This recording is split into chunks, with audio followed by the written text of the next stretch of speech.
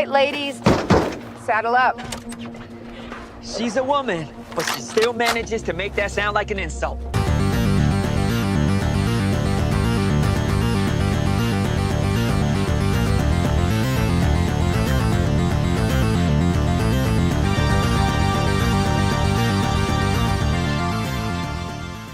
Okay, let's be honest with ourselves. Movie adaptations of video games have typically been pretty awful. So when I heard there was a live-action Monster Hunter movie coming to the big screen, I was skeptical to say the least. Monster Hunter is a gaming franchise that I will always hold near and dear to my heart. I played a good handful of games in the series, but none have matched my affinity for Monster Hunter Freedom Unite on the PSP. I've spent almost 2,000 hours on just that game. I've always considered it probably one of my favorite video games of all time, and it's easily the most time I've ever spent into a game. Every weekend, me and one of my best friends I would consider like a brother to me would go over to either his house or mine to just play Monster Hunter together all weekend, from sun up to sundown, only taking breaks to eat or sleep, and we did this for years. Even playing solo to grind further to completing the game. We had to be the G-ranked Hunters of Legends. I mean, I soloed Ukenloose, which is something I still consider one of my greatest gaming achievements in my life. The thing I love so much about Monster Hunter is the grind to power, something I normally hate in other games, but in this series it's so well balanced that it's not only challenging, but it's rewarding to grow without feeling impossible. Every time you kill that giant monster, it feels like a true feat. The amount of adrenaline I would get from that objective clear cutscene with the triumphant music after a long onslaught battle has been unmatched in any other game.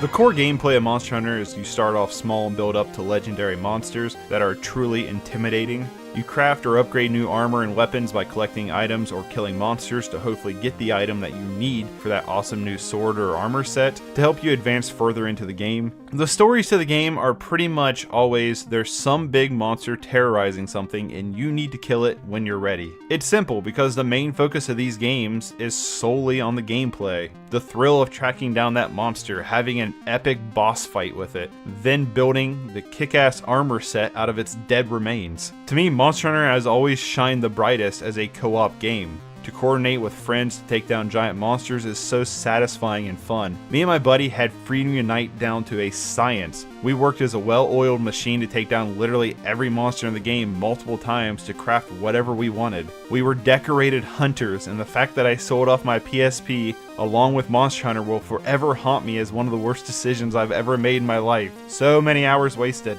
With my love of the franchise, I knew going into this film I should go in with an open mind. Try not to think about the games, but only what the movie presents. When I found out Paul W.S. Anderson and Mila Jovovich was involved, I became curious because this is the same team that made the Resident Evil movies, and I actually really enjoy those. Now, with a grain of salt, I am not a fan of the Resident Evil games, but to me the movies were just fun popcorn flicks that made for good background noise. Then I saw that Tony Jaa hopped on the project along with Ron Perlman.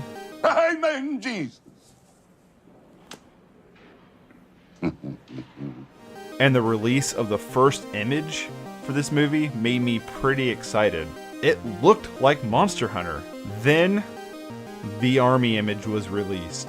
With that one image, every bit of steam was taken out of me. Monster Hunter is a game in a series set in a different world and time. Why would the military be involved? Alright, what's cooking? We are playing the Rack again. This time playing Scam Rack that placed second place in a tournament. This was the list I ended the last Rack stream with. We did one match against Blue-White Control and it felt good. Let's go over this version of the Rack real quick. I really like the idea of this list a lot. So we're back with 2 Mishura's Factories, 10 Swamps, 4 Urborgs, 4 Urza Sagas for a total of 20 lands. The least amount of lands I've ever ran in a Rack list. So like that's kind of 6 colorless sources is a little scary. I mean, they can be colored sources, but you know. We have 1 main deck Pithing Needle, 3 Racks, so we're down to 3 Racks, 2 Fatal Pushes only, 4 Feign Deaths, 1 Funeral Charm, 3 Shrieking Afflictions, so we're back into Shrieking Affliction, 4 Thoughtseize, 2 Undying Malices. Probably the most interesting choice in this entire list, 4 Augur of Souls. Augur of Souls is a 2-drop 1/1 Skeleton Withered that has Regenerate, which is there if we need it, I guess. But also, you sacrifice it. Target player discards 2 cards. Activate only during your upkeep. So, it's kind of a wrench mine on a body. And the crazy thing is, you can Undying it, sacrifice it, it comes back, sacrifice it again, I think. I think that's how that can work. You can do it during your upkeep. So if it comes right back on your upkeep, it's still your upkeep. I feel like you can still do it. So we'll see how this works. It could be a little weird, a little janky, but the worst case Ontario is it eats a removal spell or a counter spell, right? 4 Bowmasters, 2 Voidwalkers in the main, feels decent. 2 Wrench Mine, 4 Lilianas, and 4 Griefs. Sideboard wise, we are still in the 4 ley lines, but we are 1 Voidwalker, 2 Break the Ice, still have the 2 Dampening Spheres, 2 Collective Brews, a Fatal Push, 2 Fatal Pushes, and then the last thing is 2 Void Mirrors here. This could be Chalice of the Void, and I think Chalice is a good choice because you don't have to play you don't have to pay any mana for what you're chalicing with this deck. What you're chalicing with this deck is Cascade spells. Void Mirror is just really good because it also hits Tron. And it also hits Evoke creatures, which unfortunately Chalice does not. So, you know, this could be Chalice, it could be Void Mirror. I would say Chalice is probably better because you don't have to spend mana on it, so you can double spell. But I also feel like Void Mirror has a little bit of a wider net. So, and they all die to the same removal. So I don't know. It's really debatable. You could really debate this one. Hold on, please.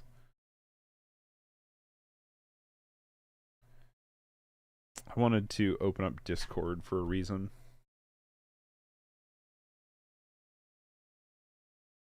Okay. It just started up in over here. Anyway, it doesn't matter.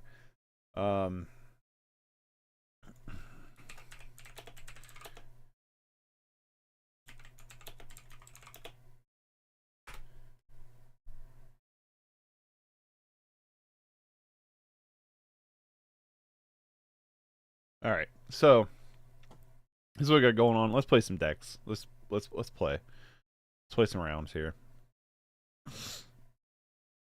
Sorry if I'm gonna be a little stuffy. I'm or spacey. If I'm a little spacey, I'm tired.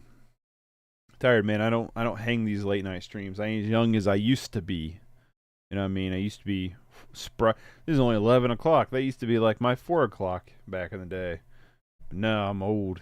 I'm old and decrepit. And I'm tired. But we're gonna play some Magic. I need to turn buddies off. Alright, let's try that again. I forgot buddies only was on. Let's try this again. I was just thinking, coming home, how relevant is Standard on Magic Online? Apparently, it isn't.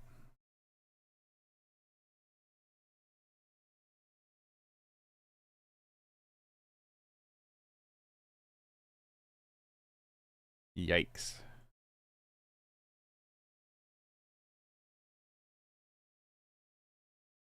Anyway, we got to mulligan this. I think we should mulligan this too. MTG Salt. It's interesting. They kept their 6. We got to go 5.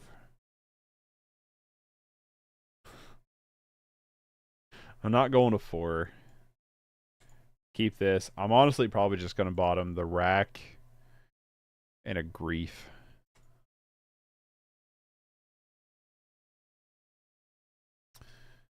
Yikes. Feign Death. I'll take a Thoughtseize.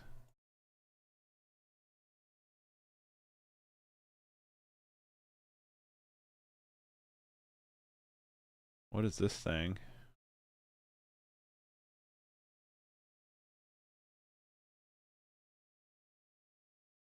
Okay. I'm kind of between Ancient Stirrings and Karn. I'm probably just going to rip the Karn here. I might rip Ancient Stirrings. We could grief the Karn. I'm gonna rip Ancient Stirrings. And then probably just grief the Karn, ditching this Fatal Push. We don't have much of a reason for Fatal Push in this matchup. Let's try to draw... Dang, I was kind of hoping for an Undying card here. We could just Funeral Charm them, see what they discard.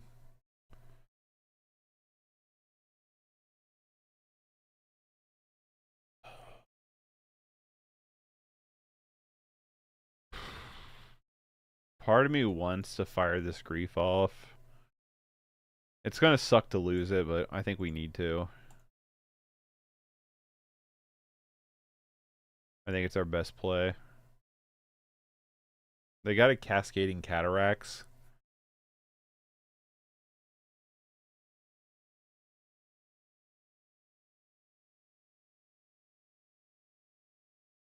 So they have tap 5 to do that. What does this thing do again? Spells of the chosen type cost. Cast costs. What? Individual would choose a creature type. This effect reduces only the amount of color mana you pay. So I think I take Karn here.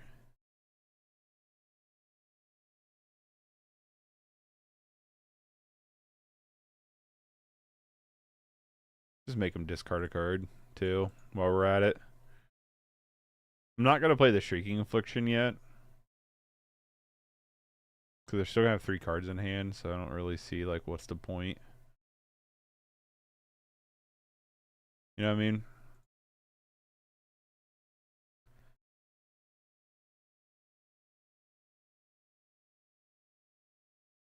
I'm going to put Gigantha to hand.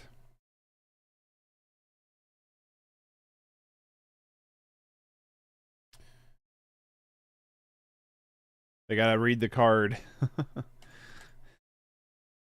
What does Gigantha do again? I wish you could just click on the name of the card over here. Like it highlights, like you could click it, but you don't.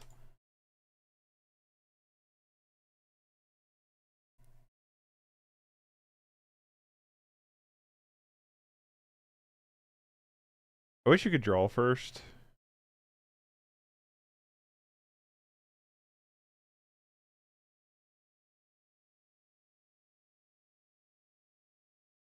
Well, Augur of Skulls is doing his thing. Okay, there goes the Sylvan Scrying. What?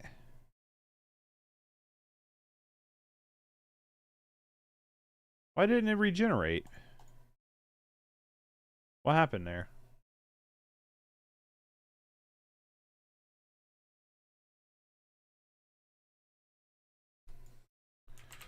Augur of Skulls Regener. Yeah. Can I sacrifice and regenerate? What's up, Dean? How's it going? Trying to figure something out.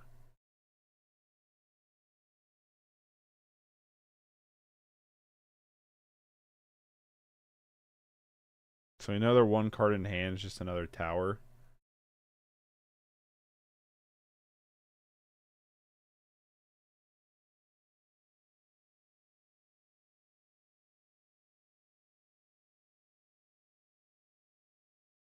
You can take 6.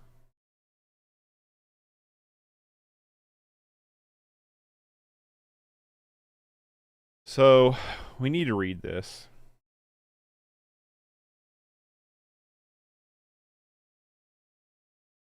I don't like this website. I gotta find another website. Go to Reddit.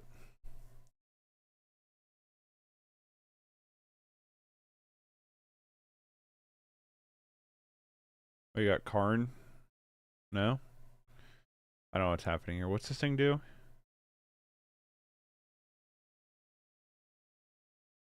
Oh, shit. Yeah. That seems pretty good.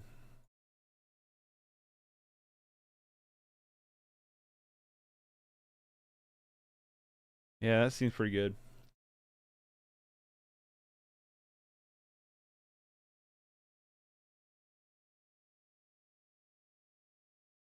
Let's top deck, preferably a removal spell of some kind. I don't think it matters. I think we're dead here. I think we're dead to rights.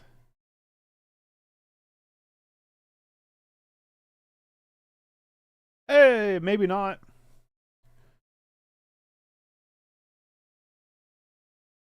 We need to top deck a Rack or another Shrieking Affliction to win. But this Golos just doing its thing is going to be pretty rough.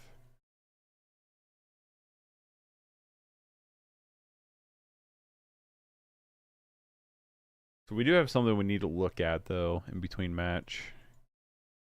Because if I would have known that, I would have done that differently.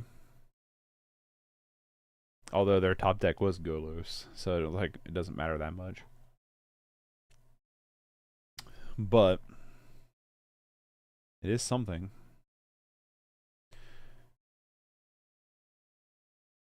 While we wait on our opponent, this is what Reddit's saying. So my question is, you can't sack over Solar's first effect and pay black to regenerate it at the same time using its ability to keep it on the battlefield, correct? Correct. Regeneration only saves it from being destroyed. Sacrificing doesn't count as being destroyed. So what is the purpose of it also having regenerate then if you can't use that over and over? That just seems like a silly... I guess it's because you can just sacrifice it, but I don't know. It seems like a silly thing. Alright. I'll scoop to that. Had him going, though, for a second, didn't we? I like all this stuff. I'm not crazy on this. I'm kind of fine with everything else. I guess I'm not as crazy on Wrenchmine. I kind of feel like Bowmasters probably isn't like insanely great here. Right? Am I the only one like who thinks that? Not like the most impressive card. Funeral Charm I like just as a discard spell, but I don't know how much I like it as a discard spell. You know what I mean? This is a weird, like, what do I sideboard here with? Maybe just a Liliana. Maybe we go down a Liliana. I mean, it's nice that we can make them sacrifice a creature because we don't... I just realized that is something we don't have in this deck. We don't have a way to deal with an onboard creature. Yikes. I'm going to trim one more Bowmasters. Let's try that. Yikes. I just thought about that. Alright, if we don't have a good way to deal with creatures, we should probably think about that when we go to play. Like we don't have a Dismember or anything, which is kind of crazy to think. Oh, come on.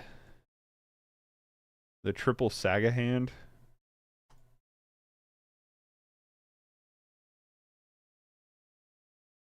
Alright, this is probably keepable. Bottom the other Urborg. They go to 5. You're about to go to 4.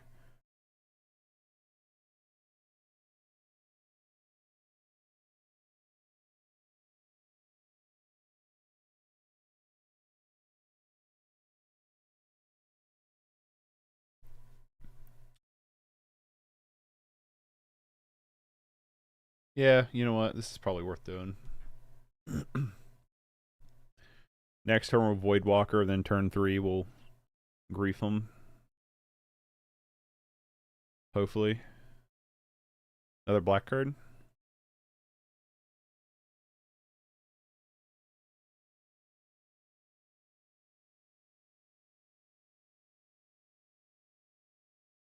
Yeah, let's get the Saga down. Try to find our Pithing Needle. For Karn the Great Creator.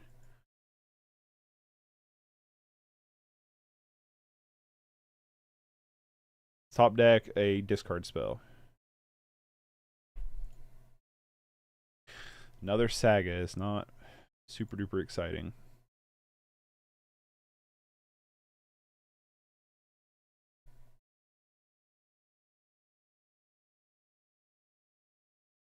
Well, let's just see if we're dead to... Well, yep. Probably.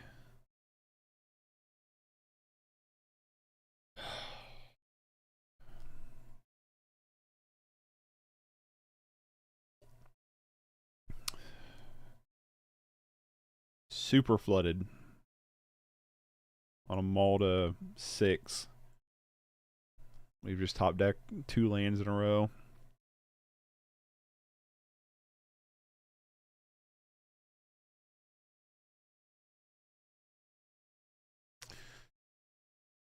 Yeah, I still think we get a Pithing Needle. If we can.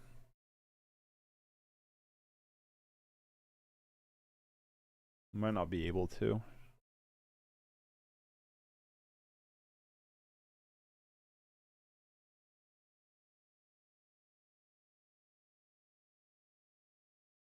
I want to make 1 token, but I think we play Grief next turn. Okay, so they're going to go for the liquid metal coating shutout.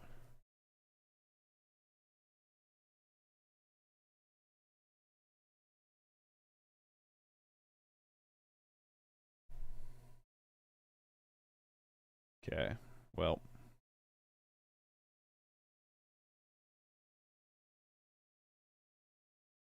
Actually, I think we Pithing Needle liquid metal coating now. I don't know, I guess Karn maybe still. I don't know.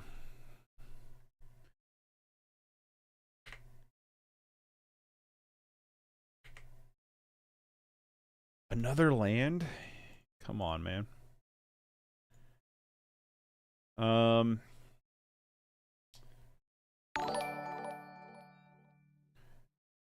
Kid Kibbles, thank you so much for subscribing. I really appreciate that.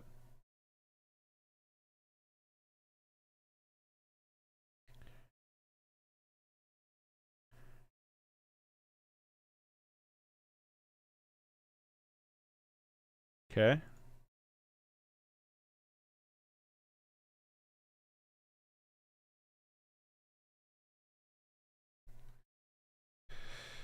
Do I name Karn or liquid metal coating?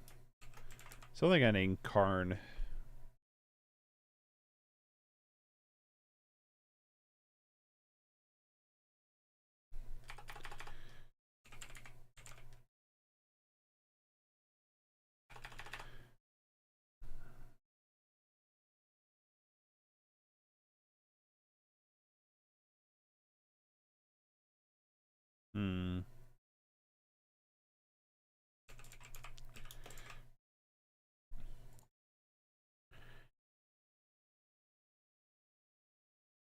Let's hit you with that Grief boy.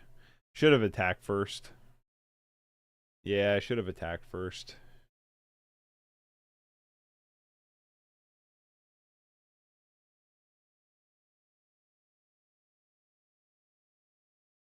Well, I guess I can still attack, right?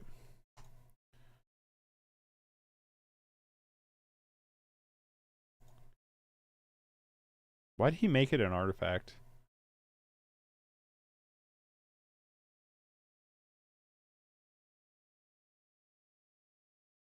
Ooh, we can get Karn. Does Karn do anything for us? No, because we brought in all of our artifacts, right? Yeah, alright, well.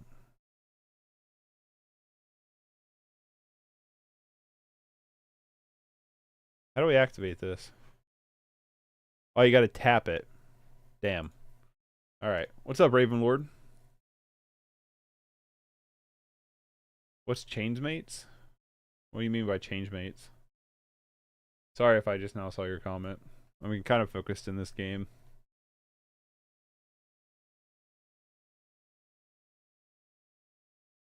Alright, they scoop it. Just run it back, I guess. That is crazy to me that we don't have, like... Our only ways to kill creatures is either Lily or Fatal Push in this entire build. I guess Bowmasters kills a lot of small stuff too, but, like... I don't know, man. Sketches me out. I guess because we're relying more on, like, targeted dispels, but... Don't know. I don't think I like this hand.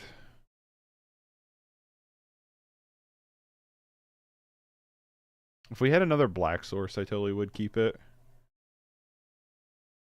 Okay, we at least have the scam here, and we have augur to back it up. So I'm gonna keep this, but we gotta bottom something. And it's gonna sound weird, but I might bottom Voidwalker here.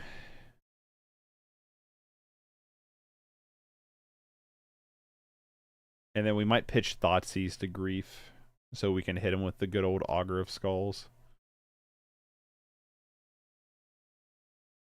They did go to 5 again.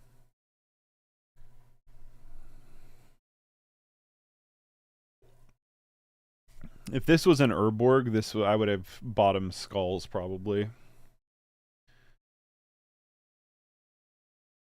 They're gonna have the turn 3 Tron on me. Don't do it to me. Okay, that makes my actually decision to do this a lot better. Cast, exile a Thoughtseize. Hit the first trigger before we feign death. I think that's an important thing we should do. I think you should, before you scam, before you feign death or undying malice or grief, I think you should hit them with the first one.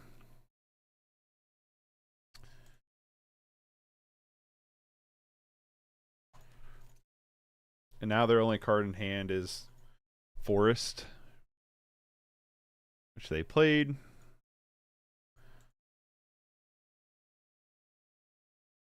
Like a land here, actually, a lot.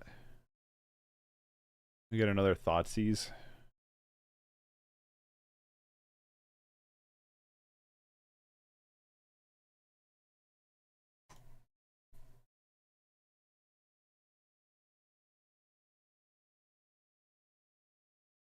I think as long as we can get a land to start really activating this Urza Saga, I feel good about it.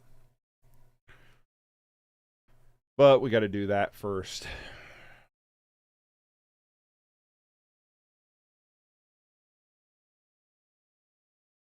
They go get a tower, so we know they have a tower in hand.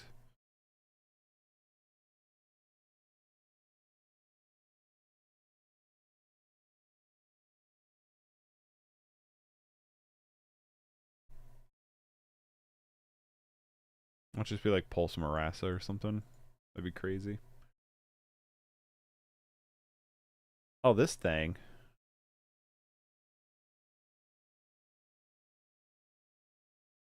That's annoying.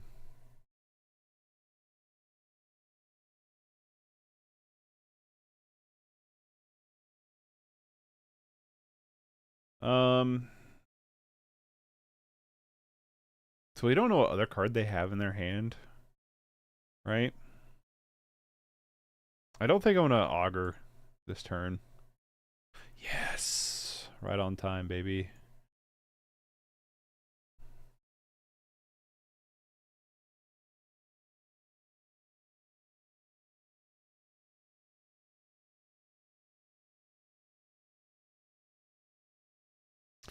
That's the question here, is do I want to Thoughtseize them?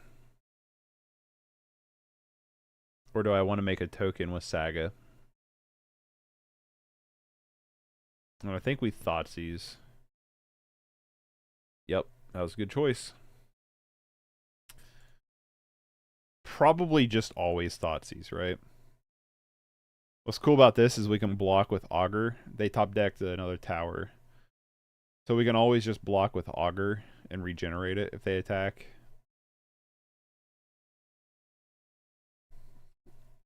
They're bringing Gigantha to hand. We have another Thoughtseize to hit him with that. I'm feeling pretty good about this game.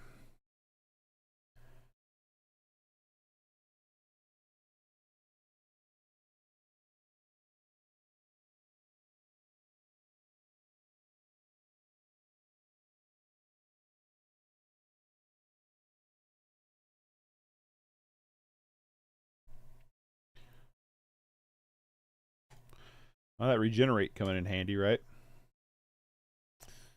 What do we draw for turn? Void Mirror? Fuck yeah. Alright, well, that should seal the deal pretty quick. Tap. Fetch up the rack. With some floating mana, we're going to play Void Mirror. We're going to Thoughtseize you, get rid of your Gigantha, attack you for 5. You take 3 on the upkeep.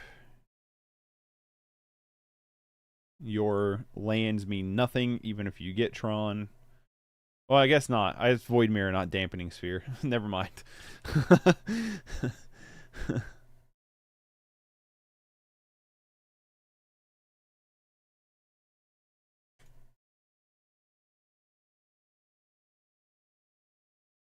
They go get an artifact that they can't play.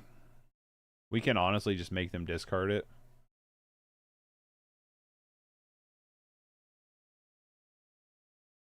Because they have no mana. They get a Tormod's Crypt? Sure. It gets countered. And they scoop it. Alright. Took down Tron fairly easily. Game 1 was a little rough, but game 2 and 3 went by pretty handily.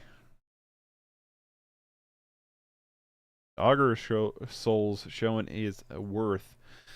I wish we had a scam effect here.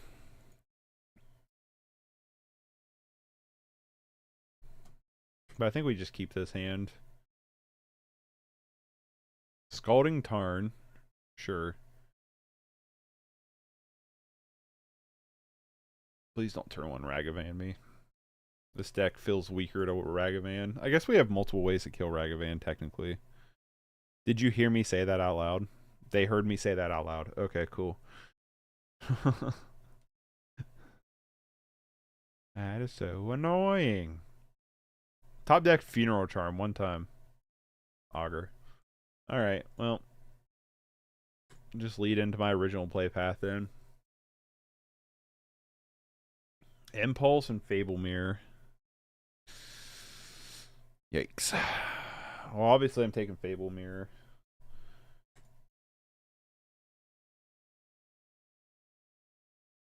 That, my friends, is a gross hand. I'm honestly probably just going to play Augur Skulls. Maybe just do a 1-for-1 trade with Ragavan. Rather than Voidwalker.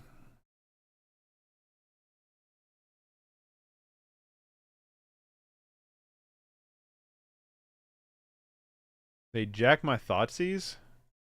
That's rude. I'd play it if I was them. They are. Rude. What do you take here? Probably Grief, right? That's probably what I would take. Wow, they respect the Augur. Okay. Good on you, opponent. Respect the Yagi. The Yagi Soggy boy. Did you top deck counterspell? What's up, Dean? What are your thoughts on Snow Cover Swamps and Dead Winter? Dead of Winter? I don't know what Dead of Winter is, so let me look that up real quick.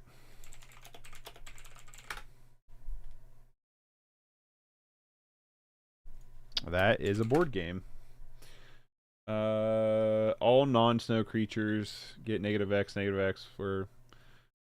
I think I'd rather just play Path to Peril. Which we are missing, by the way. We are missing Path to Peril, which sucks, but it is what it is.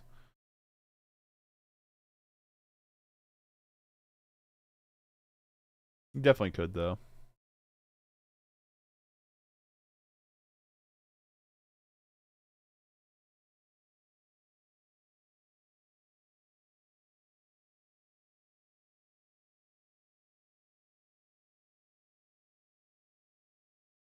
They have taken so much shit from me because we can't deal with this Ragavan. I kind of hate... I mean, we gotta draw it, right? We just haven't drawn them, right? Like, that's the thing. We just haven't drawn our spells that interact with Ragavan. What are you hitting? Oh, god damn it.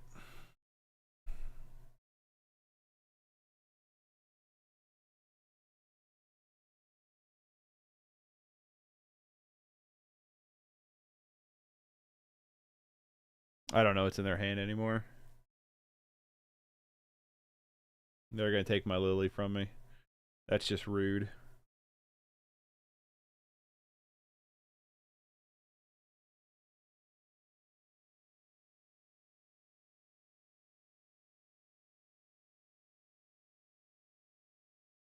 What other chance do you have a counterspell here?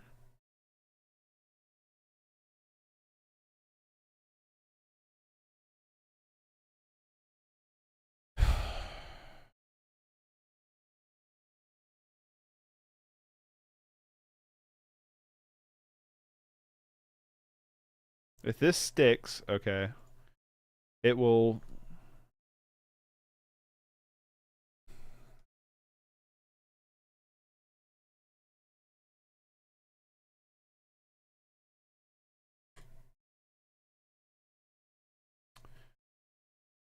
if this sticks,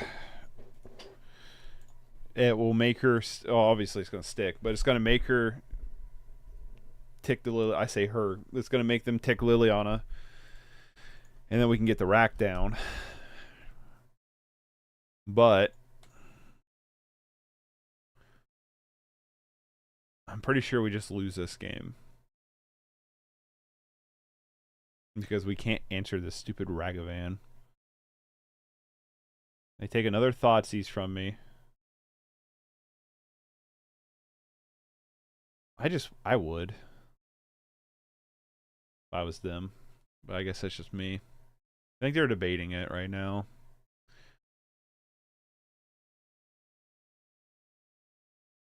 They don't. That's interesting.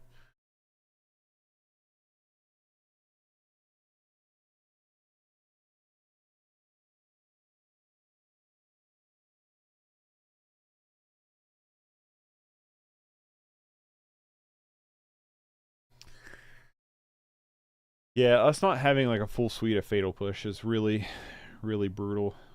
Or at least a Dismember or something. They took an Urza Saga. We get a Feign Death. Alright, I'm just going to scoop here.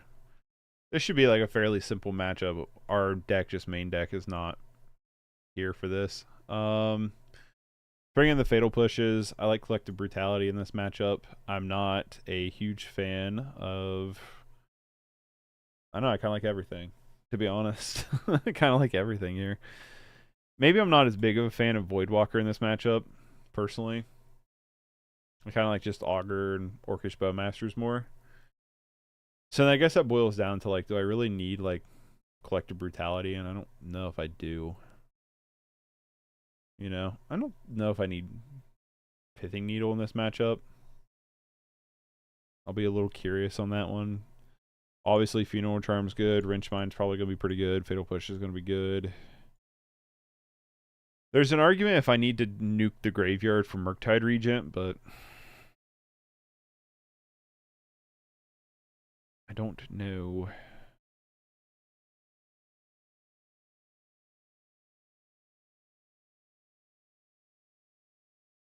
I'm just going to bring in one Brutality.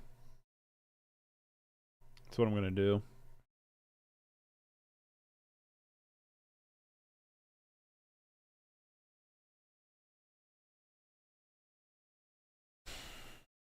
I'm not a big fan of this hand. I'm not going to lie.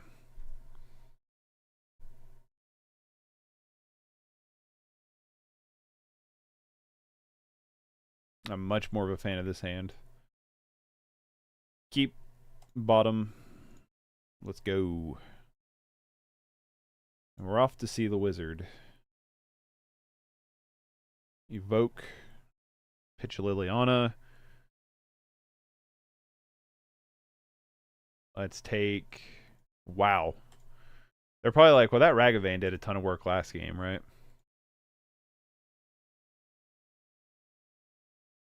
Well, they definitely kept the anti-Thoughtseed hand, right? Like, that's probably the worst grief grab of all time, right?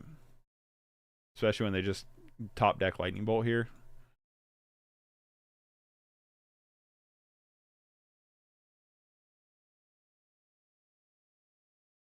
I'm probably just gonna play this Shrieking Affliction, although like it's never gonna matter.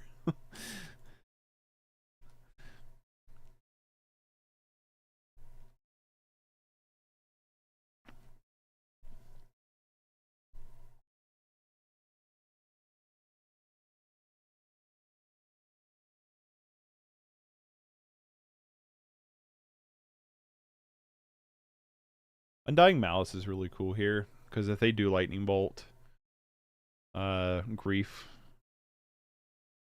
we can just bring it back.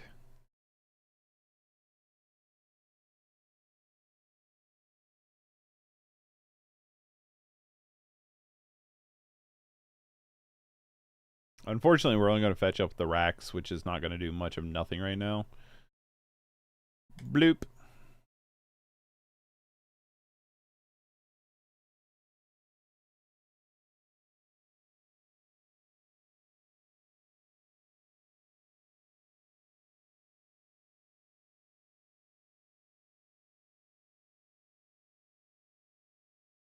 I mean, we don't get to use the Saga this turn, but... Alright. Go to game 3. Let's run it back.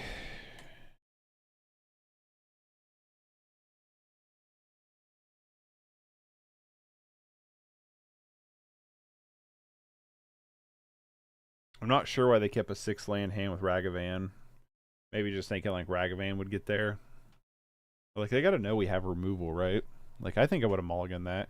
But I guess maybe it's the old adage, you know? Never mulligan against...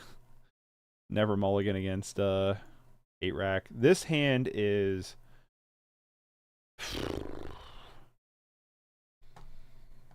Part of me wants to keep this to turn 3 Feign Death Augur of Souls. But we do not answer Ragavan for several turns.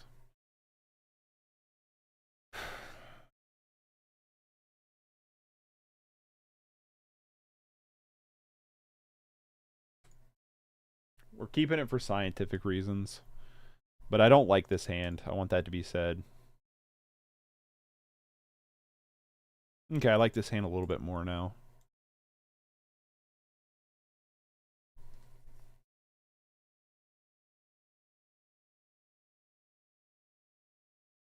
Ravioli, ravioli, give me the monkey-oli.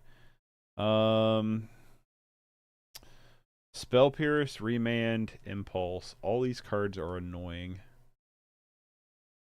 Every one of these cards is annoying. We can kind of play around Spell Pierce. We cannot play around Magus of the Moon very well, though. Remand, though, is super annoying. I'm kind of between Magus and Remand right now.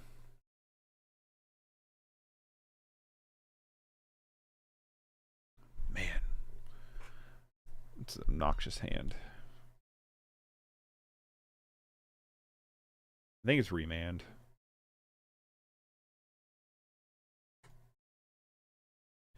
I think we take Remand. That is a very obnoxious hand, though. It's not top deck a Raggy Van. You know what I mean? There's the Sulphur Falls and pass. Top deck a regular land. Cool. Okay, cool. So we can get through this Liliana, hopefully. Did you top deck counterspell?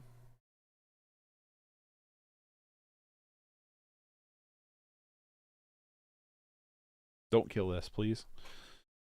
Let it live, let it live, let it live, let it live, let it live. Impulsing. I wish you would tell me what they found with the impulse. Because you know what? Do I want... Yeah, I think I do.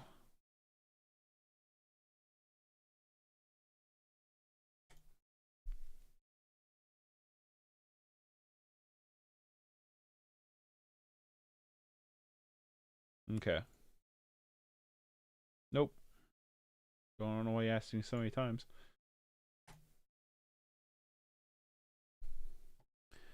Maybe we can clean out their hand a little bit. We know what two of their 4 cards are. Oh, they got rid of the Magus of the Moon. Nice.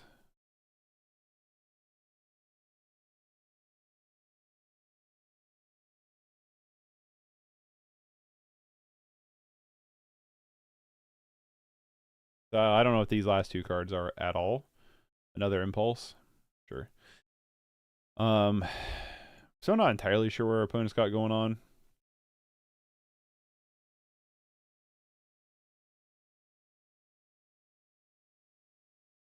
But I'm trying to debate if I want to like start sagging or Lilianaing.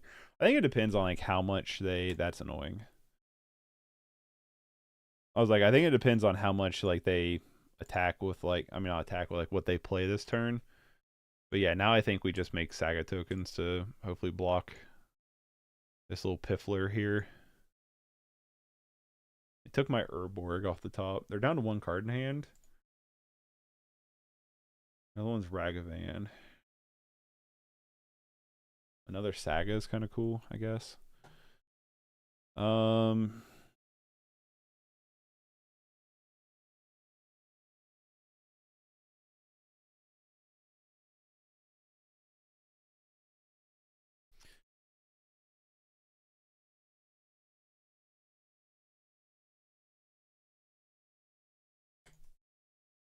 Gonna do this because if they dash in Ragavan again, it was an impulse. Because if they dash in Ragavan again, I can make the token. And if they want to like attack it with like a lightning bolt, like that's kind of cool too. You know what I mean?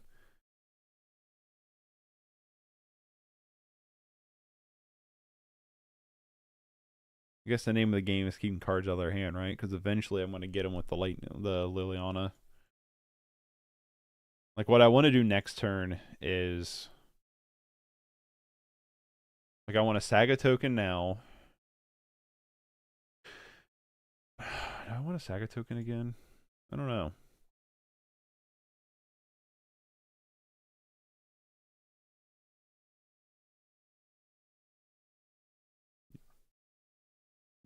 Yes.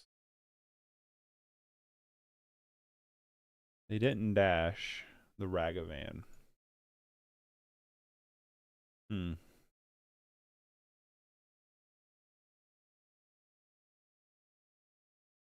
Let's make a token.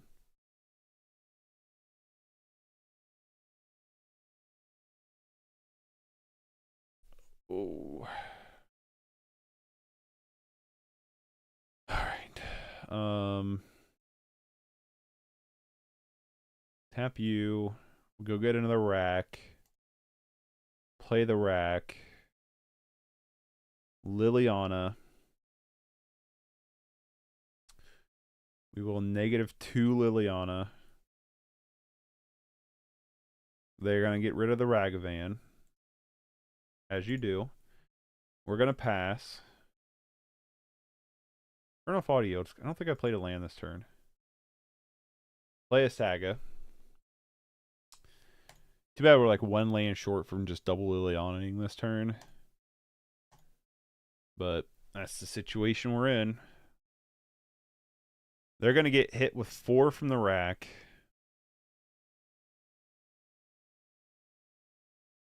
This Murktide's probably going to kill Lily. I doubt he goes to us. He is. Okay. Well, that's scary. He's just going to ignore this Liliana? Sure. Cool. Alright. Let's take up Liliana.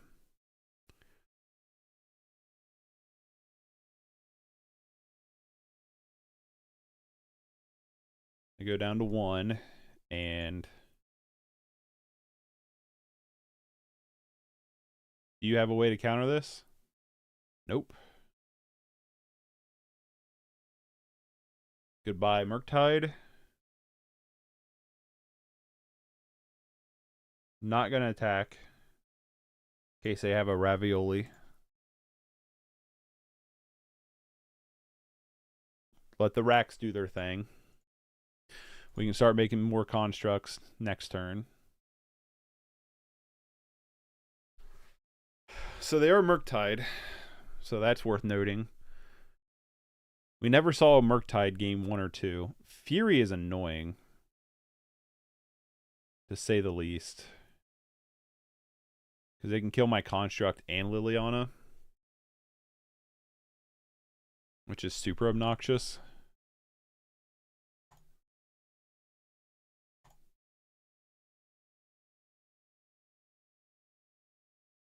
Shrieking Affliction does not quite... Does it win the game? I think it's worth doing this still.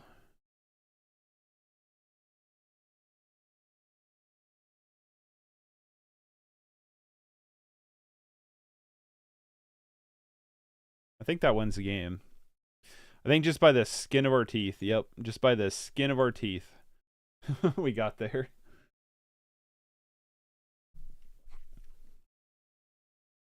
I'll take it.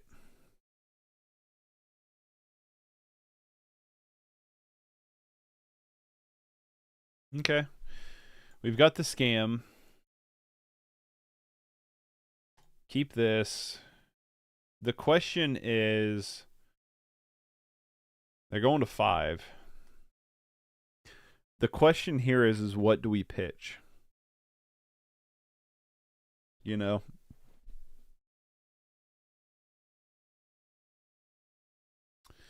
That's what the question is. Do we pitch Augur?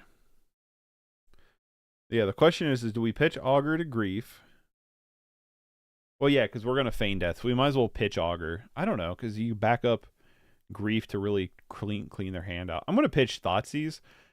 I know this is going to sound really strange, but I'm going to pitch Thoughtseize.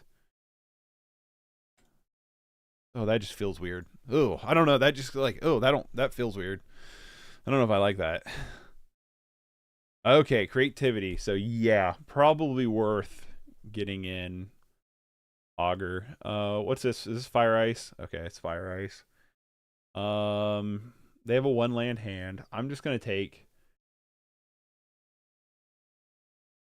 Let's just take Fire on this time. Then we will feign Death Grief.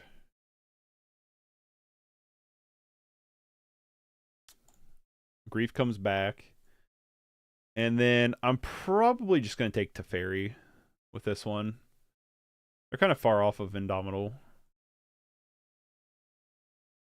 You know? They have a 1-lander.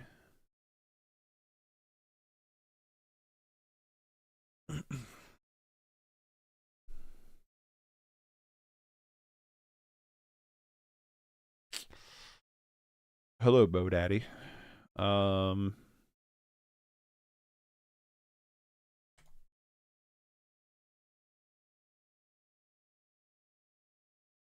I think I'm still just gonna play Augur here.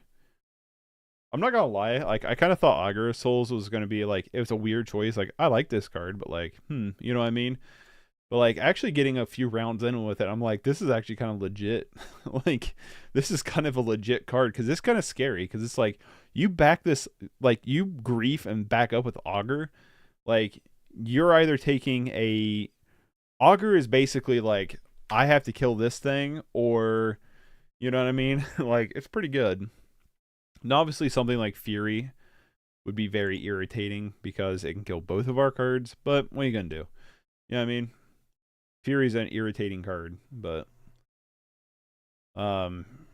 yeah, you kind of need to respect the Augur. Because, I mean, if you back that up, like you back up Fury, yeah, see? They're going straight for Augur. It's good, man. It's real good.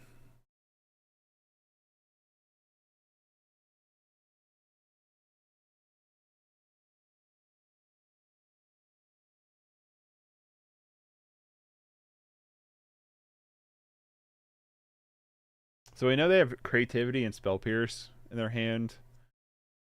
So part of me is like, do I want to hold up Bowmasters or do I want to crash in with Factory here?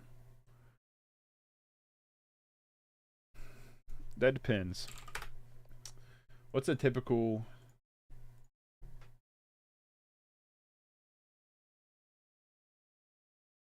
I don't know how much, like, draw power they have, you know what I mean? Typically not a lot, so we can definitely crash in. I think we're going to crash in.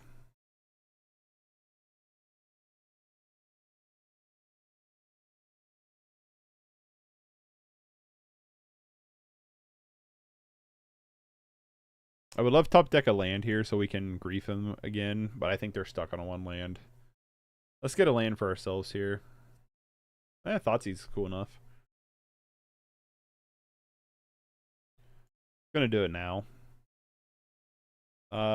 Double Spell Pierce, Ley Line of Binding, Indomitable Creativity.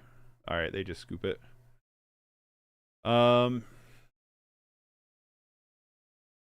Creativity. I gotta read actually how creativity reads.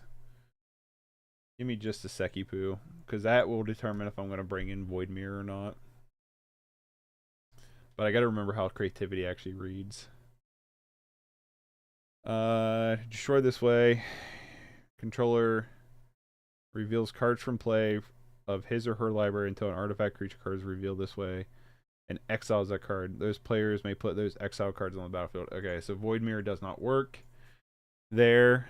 So obviously I kind of like just Collective Brutality. I think I'm going to go up a Voidwalker in this matchup. And then there's a strong argument for Fatal Pushes to hit their targets. But I think we're fine between Bowmasters, Funeral Charm, and Fatal Push. So what I think I'm going to do is, there's definitely an argument for keeping in Pithing Needle. And there's an argument for a lot of this deck. Holy shit, this is hard to sideboard. This list feels so tight, it's really hard to sideboard. I'm going to trim 2 Augurs here. And let's go down.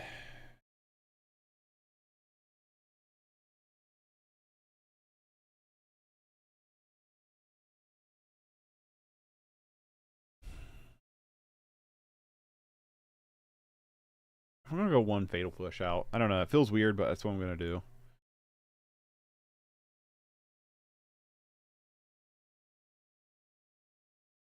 I still think that game 1 was right by pitching Thoughtseize instead of Augur. I think that was the right choice.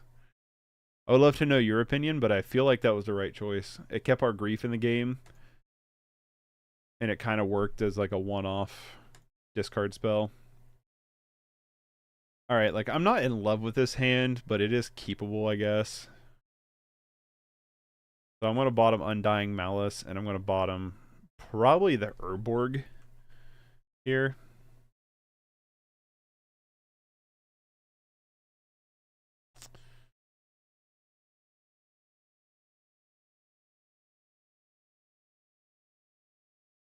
All right. Yeah, I'm going to bottom the Urborg.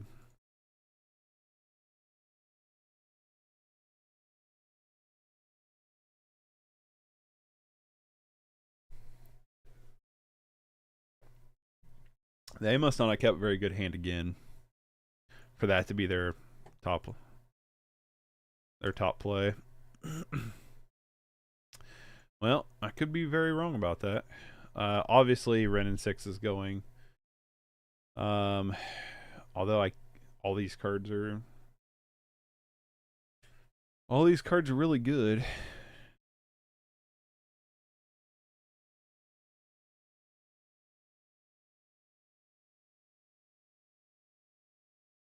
Yeah, Ren and 6 is definitely the most annoying, followed up by this Fable Mirror Breaker. So I'm kind of hoping they whiff on land for a turn or two. Or we top deck something wicked awesome. You know what's funny about Hollowed Moonlight? So Hollowed Moonlight is actually a card you can steal with the Evoke trigger, because the Evoke trigger is a cast ability. So that's why you don't Feign Death it first, right? Well, I guess you would get the Evoke trigger first. I guess it really doesn't matter. Right, until end of turn, if a creature would enter the battlefield. Okay, so they'd probably just do it while it was on the stack. What's up, Darius? Is probably what they would do, actually. Which makes a little bit more sense in my head. They did Shock in Steam Vent, so they're probably going to ice my Swamp here. What's up, Mitchell? Hard to catch your late streams. Got to go to bed. Reasonable hour to go to work. I completely understand. 1000%. I normally don't do this, and I'm not gonna make this like a habit to do this. You know what I mean? Like, this isn't gonna be like an every stream kind of thing for me.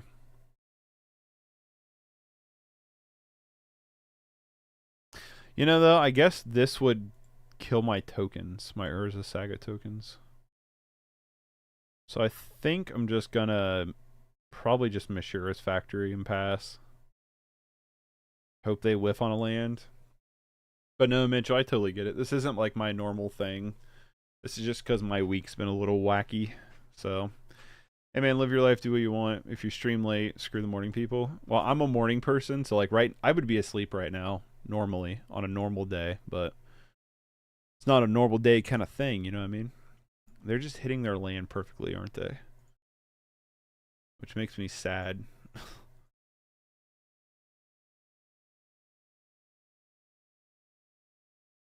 This Fable Mirror Breaker is so rough. We just keep drawing goddamn sagas.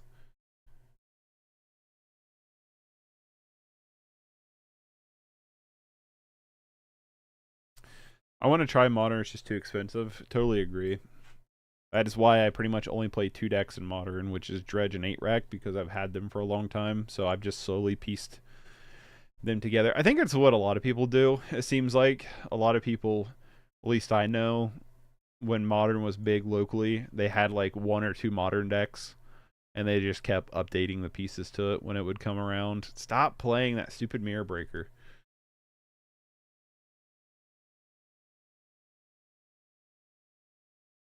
Stick it to Pauper forever. Stick to Pauper forever. Yeah, I'm a big fan of Pauper. That's for sure. Damn it. Alright, and we're flooding out a little bit here. Well, let's just get an Urza Saga on the field. Let's just start pitching cards, too. They have double Archon of Cruelty in the grave, which is really shitty for us, but not a lot we can do about it. This is game 2. Why did we not bring in Leyline? Was it just because we were gonna like bar back off of? I think it's because we were just bar backing off of Voidwalker. So never mind.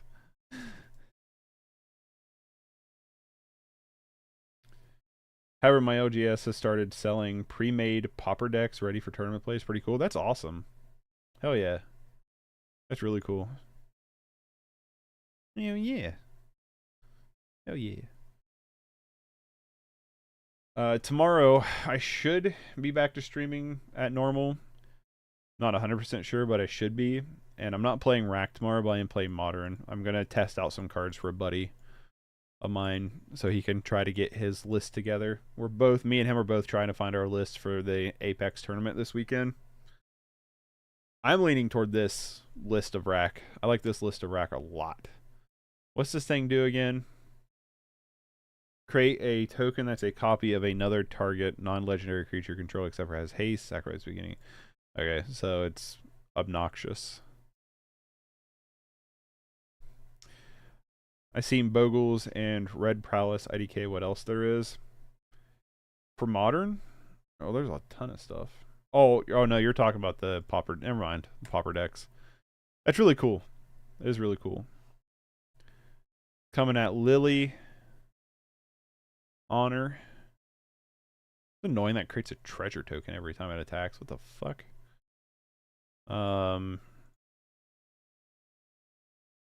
Well, let's try this old trick here.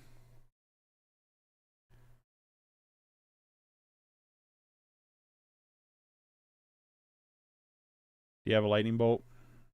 Because if you don't, I'll just keep my factory and you lose your goblin forever.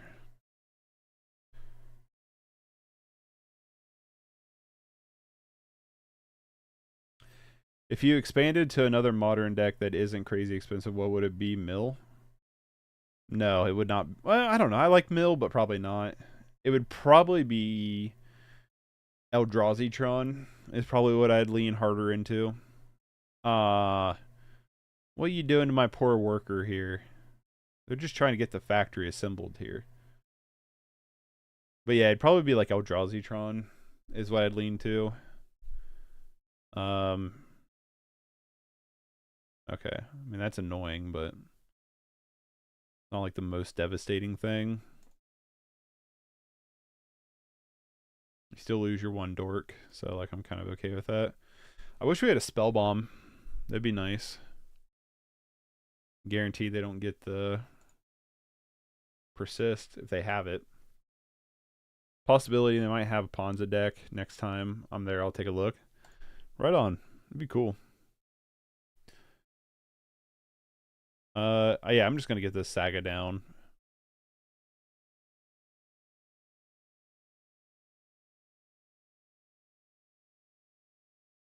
Low key, want to play Ponza? I've wanted to play it for a long time too, and just never have. No shame in it. Ain't no shame in that. Want to play some Ponza? I'm trying to debate here how much. Can they go infinite here? They can, but they can't attack with infinite, right? You can make an infinite amount of tokens here, but you can't go infinite like on an attack. Although I think they just have indomitable creativity here, which is super frustrating.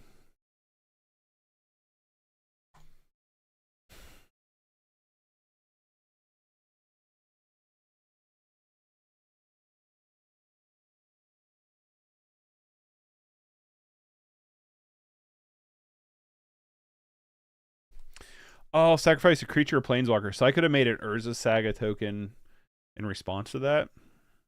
That's interesting. How the hell did you get another card in hand? Wasn't you down to one card? Oh, okay. That's how they just went. Never mind. I think I just run it back and just hope for a better hand. Nice thing is initiatives cheapen paper. Yeah, it's true. I picked up when I was on vacation. I picked up a couple of Avenging Hunters for literally like 25 cents a card. And I was like, man, I wish that's what you were on paper on Magic Online. I thought about the ley lines. I don't know if they have persist. I've never seen persist yet, and I don't want to sideboard in that heavy on persist where we have Voidwalker. You know what I mean? Well, come on now.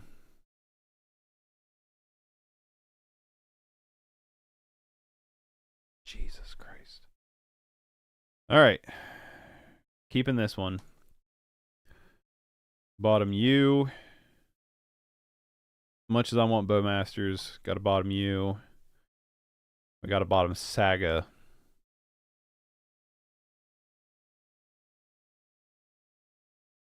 Oh, this is good enough. Trigger the Grief, Lightning Bolt, Leyline Binding, Mirror Breaker. Well, obviously, I got to take Lightning Bolt from one of them. Otherwise, we don't have anything to do with our cards here. Leyline Binding is annoying, but I think Mirror Breaker is more annoying.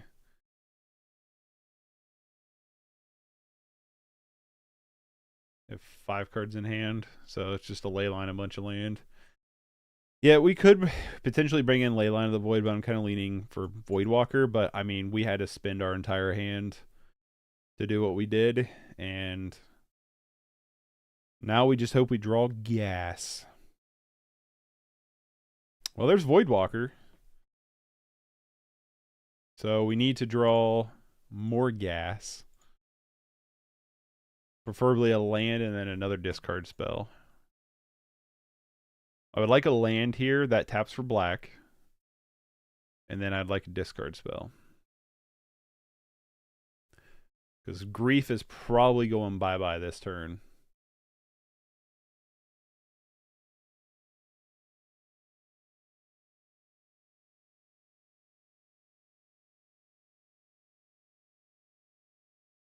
Yep. That's what I kind of figured. Alright. Well, it's top deck of land. That taps for black.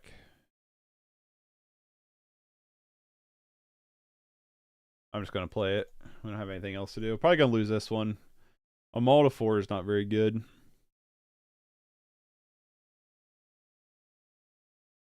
But that, my friends, is variance. And it's probably the worst part of the game. It's the most fair part of the game, but it's probably the worst feeling part of the game. I don't know what they have in hand anymore. I think the only thing I know about is Scalding Tarn.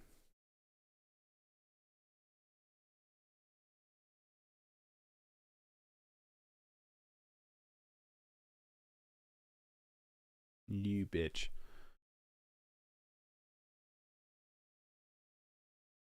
Alright, I'm just going to scoop. I don't think we're going to beat that.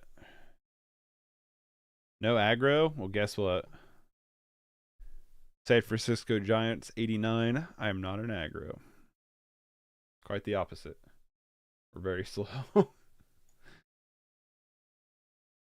My deck tries to be the slow, inevitable death. 66 cards? That's interesting. Mulligan again. Is Reanimate still viable? I have no idea. It was barely viable when I played Modern years ago. So, I don't know. In the Discord, I think it was Bull, just shared. I'm going to keep this hand.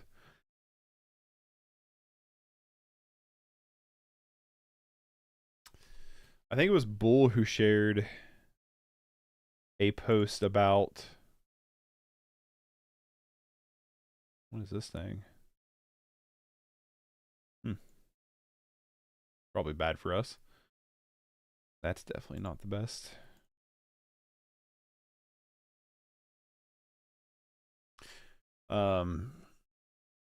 Shared a post about a Reanimator deck. I'm pretty sure it was Reanimator. That thing, really?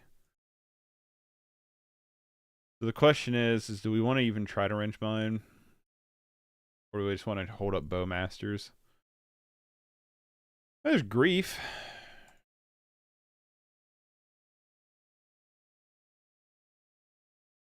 Put an oil counter on the filigree.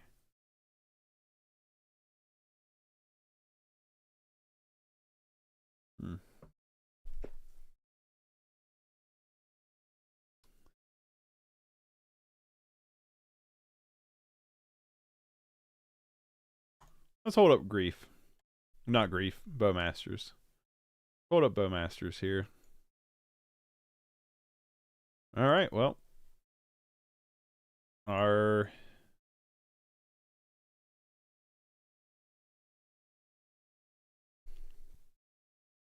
Matter Reshaper? That's super interesting. I'm just going to play this now because they're not going to do anything else this turn. And our tokens are going to be safe from this filigree. I would love just a non... Where's that?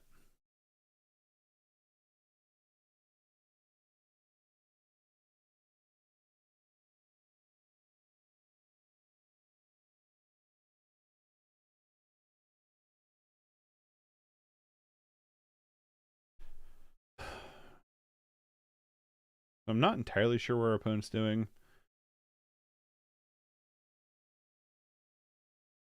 Another Reanimator. Reshaper, I should say. No attacks is interesting.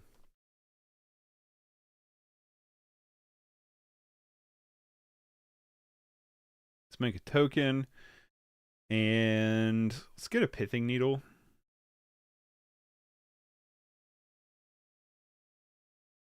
I guess that doesn't matter, right?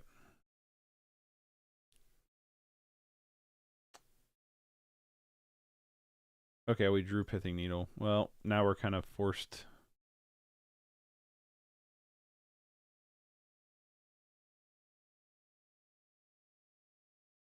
Make a bunch of tokens.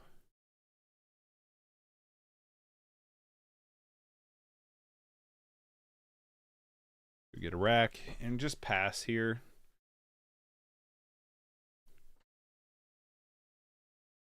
Is Cryptic Serpent playable in Mono Blue Sack? It could be. 100%. It's not better than Terror, though, but it could be.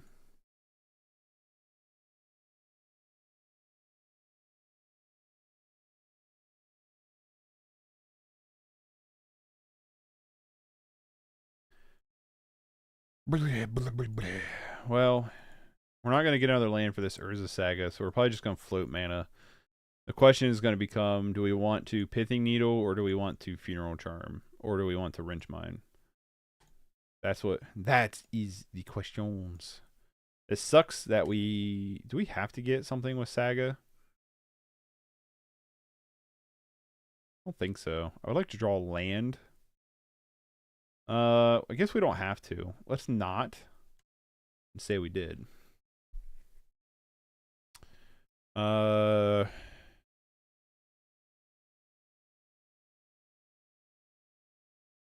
We play Pithing Needle.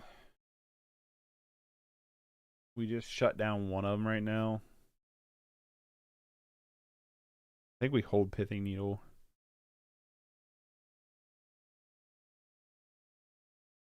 Just Wrench Mine them.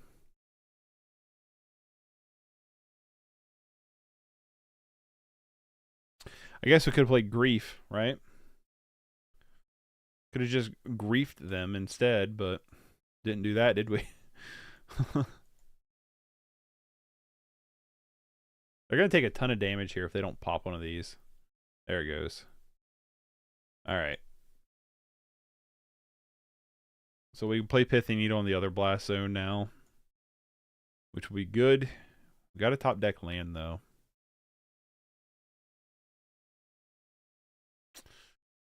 Just like we drew it. Let's just see if he'll want to fire. Because once we... Actually, you can't... Unless he counters this, which is a good counter target for us.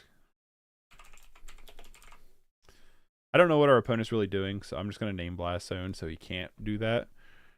But...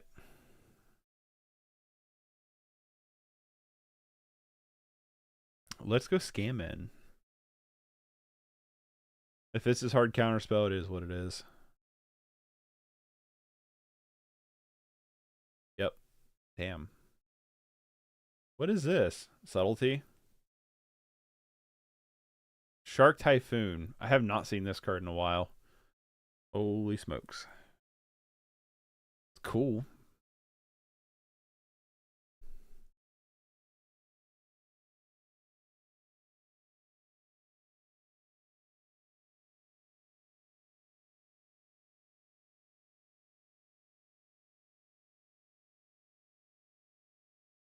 Encrypted Command? I should have let him have that, honestly.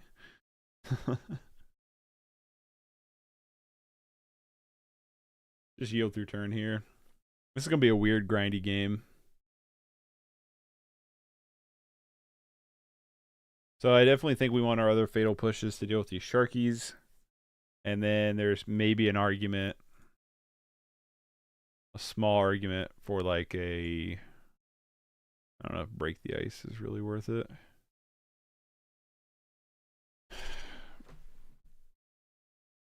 Crack Out Relic, draw a card.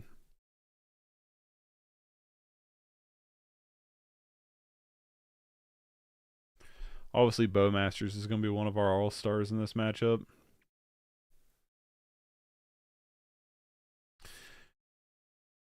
They had a Tectonic Edge the whole time, and they didn't stop any of the Saga tokens.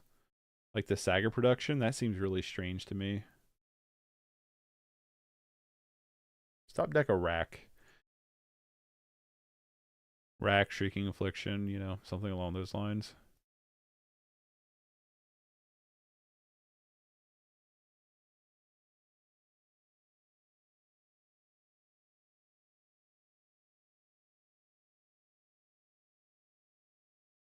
I don't know if this is worth it or not, but we're doing it, so. Menace. I don't know why that's so hard for people to figure out.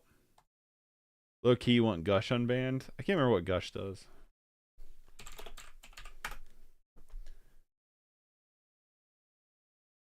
You may return 2 islands you control to their zone or hand rather than pay Gush's mana cost. Draw 2 cards. I can see that would be good. For sure. Treasure map?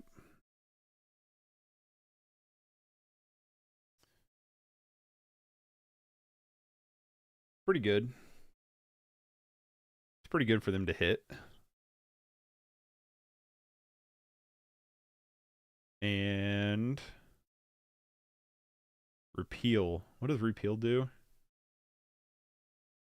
Yikes. That's definitely super annoying.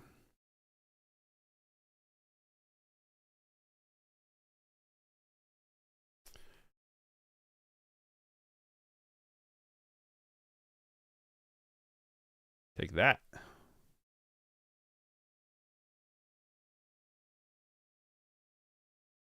You gotta stop on your upkeep to hit your treasure map.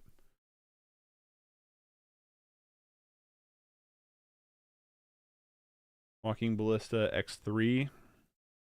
I don't think Bowmasters is gonna survive for much longer.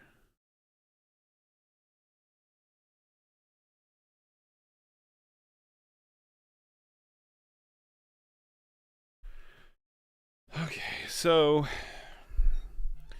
we could just attack.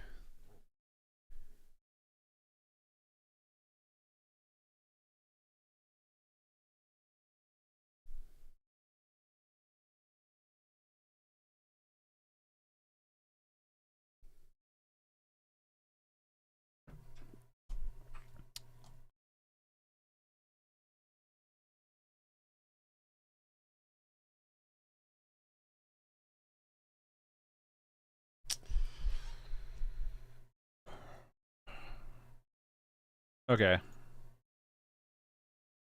We just gotta hope their 1 card in hand isn't Spell Pierce. Right? We just gotta hope it's not Spell Pierce.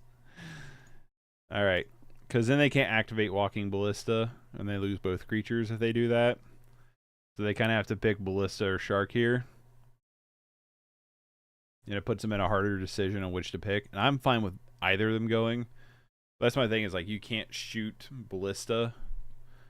What he could do, and what I would probably do, is I would probably get rid of Bowmasters. I would shoot the Liliana with the other trigger, then sack the Walking Ballista.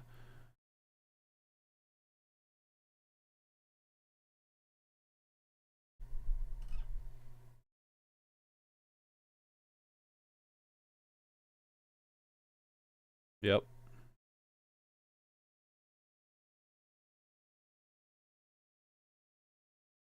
What did they do with the top on that treasure? They left it on top. That's not good. I'm just going to attack.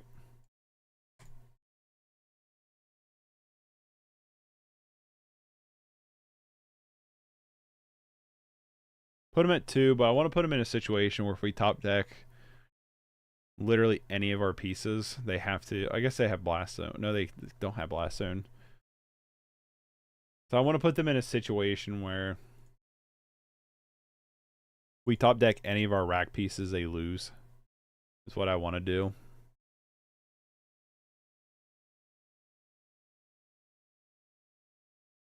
I'm not that lucky to draw one, though.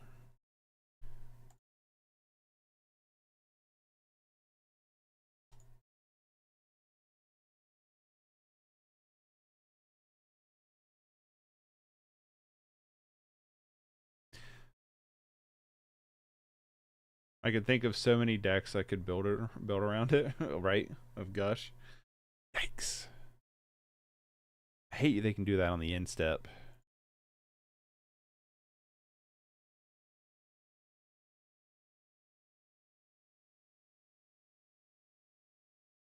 They have a Mashira's Factory too?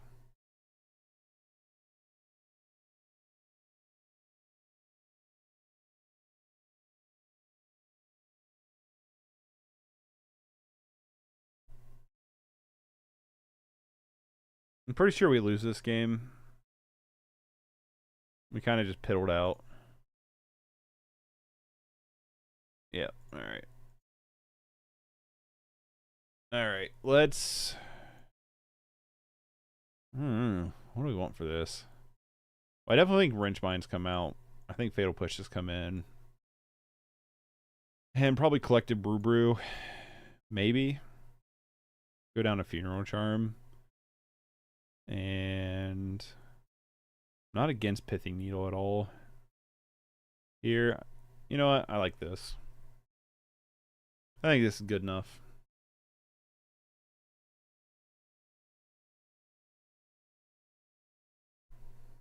Do we mulligan to 4 that game? Right? Didn't we?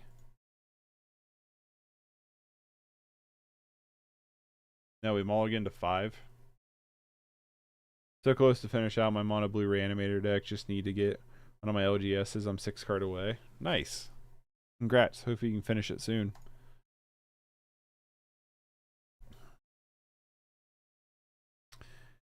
We have the Grief combo, but we don't have anything to back it up with.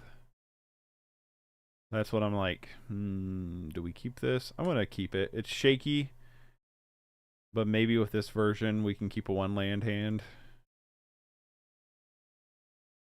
I'm probably going to get rid of Shrieking Affliction here, as our 2 drops I think are a little bit more powerful, and we can't pitch the rack, so...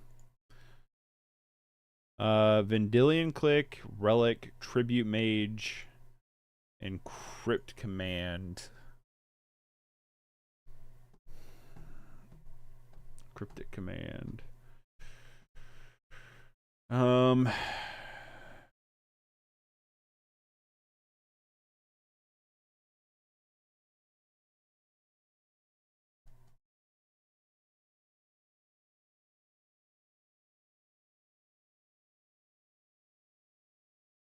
Probably get rid of Tribute Mage. Man, I would love to top deck a land next turn.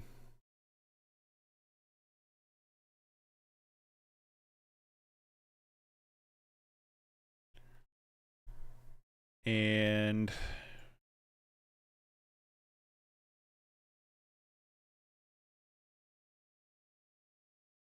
it's really between Vendilion Click and Cryptic Command. I like Cryptic Command's probably the more annoying card. Leave him with Relic, I guess. I dismissed one of them. I'm not sure which one it was. Yeah, I wasn't able to do the league this season. Hopefully I can have it ready for the next one. Hopefully. That'd be sweet. I hope you can get it done here soon. Land. Hey, just like we drew it. Probably just gonna... Probably wants to just leave Bowmasters up. It's weird they didn't go like turn 1 Relic. You know? Maybe they drew Spell Pierce or something. Yeah, I don't think I'm on Voidwalker here. I think it's probably smarter to leave up Bowmasters. Ratchet Bomb. You ratchet ass motherfucker. That's my card.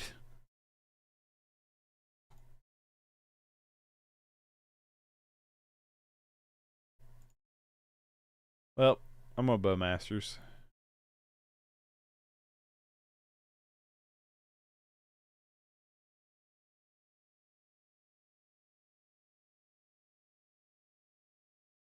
Voidwalker. I'm just going to go empty-handed with the rack. Attack you for a bunch. And just pass. Vendilion Click's dead in hand. We know at least what one of their cards are. I imagine they take up to 2. Try to clean up Voidwalker.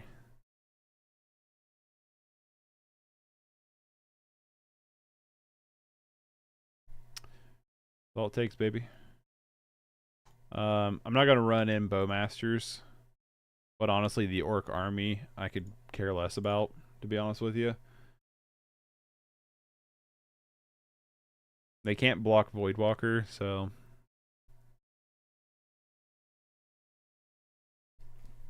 And we have the Undying Malice to hopefully do something with.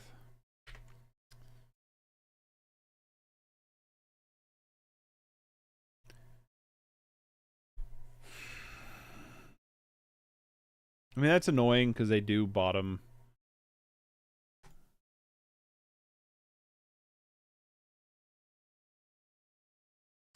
They are going to bottom row Undying Malice, but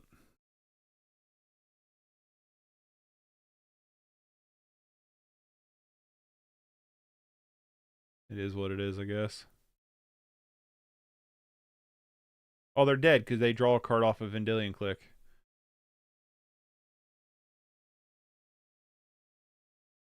That was easy. I wasn't expecting that. Okay. I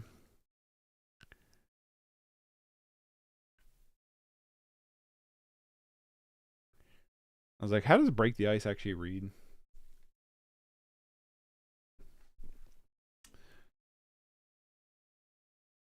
One time we kept a 1-land hand and it paid off big.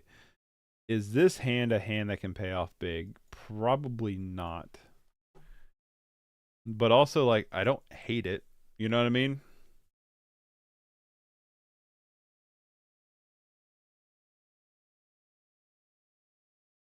I'll keep it. Not like super in love with it though. I want that to be said. That's probably not a good sign for them that they're using Tolarian West as their land. Well, no scamming. I guess we could have pitched Grief, like Collective Brutality for Grief to see what they got going on, but what is this thing? Also tap when watcher leaves the battlefield pick. So sure. That's interesting. It's kind of a cool card. That'd be a cool popper card if it was popper legal, but it's not.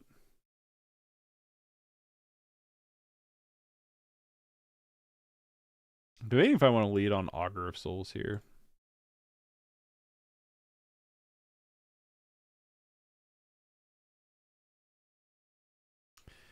Where's the Saga?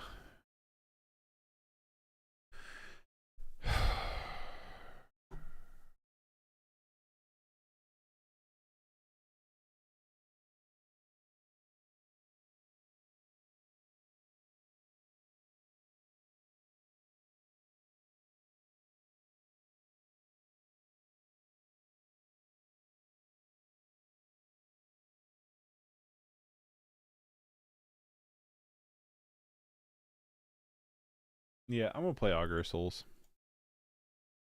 I want blue-white spirit deck for popper. I'm sure it wouldn't be too busted. Probably not. I don't know. It'd be cool though, but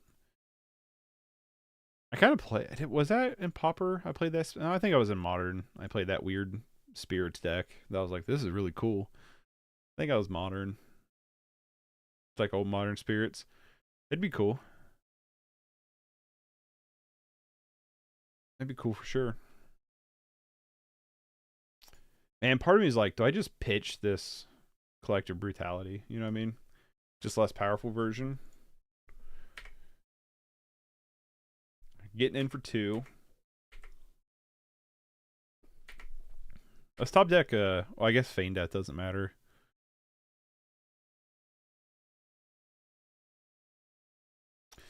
Because, well, I mean, if we top deck Feign Death, we can Grief and hold up Orcish Bowmasters, which would be really good. You did it.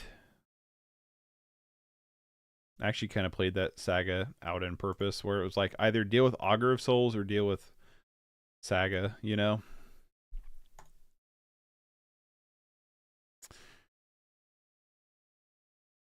Pitch 2 cards, buddy. Like range mine without the downside.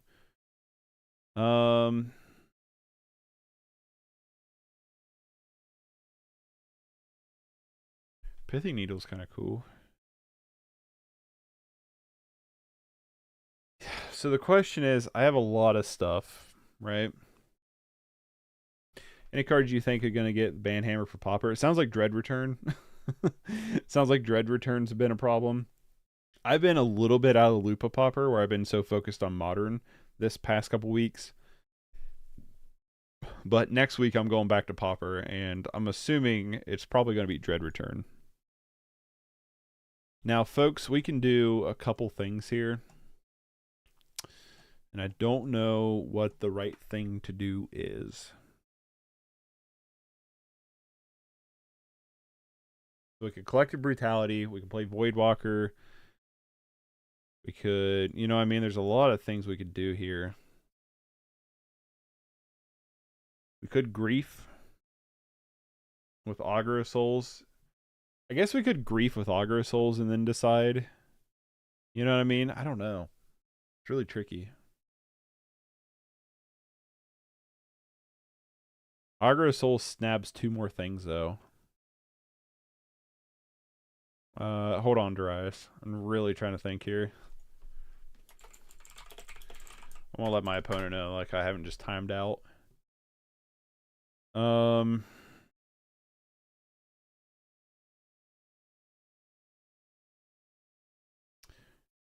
So we play Augur of Souls. They just attack. We take another 2.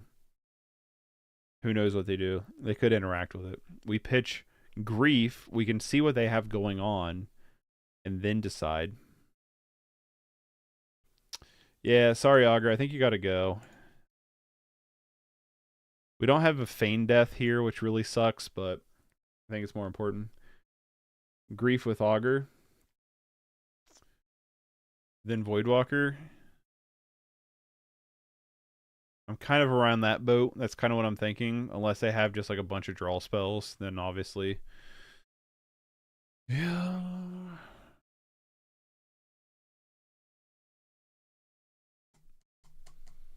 Well, I think we definitely take Repeal. I like the Grief play, me too. I definitely think we take Repeal or Needle Map. Yeah, oh yeah. I'm gonna Needle Map for sure. I'm gonna take the Repeal and then probably just Voidwalker, Pithing Needle, Treasure Map.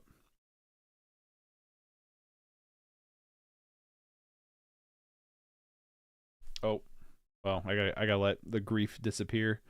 Normally, I like to see that stick around on the board, but it's not what's gonna happen today. Pithing Needle, Treasure Map.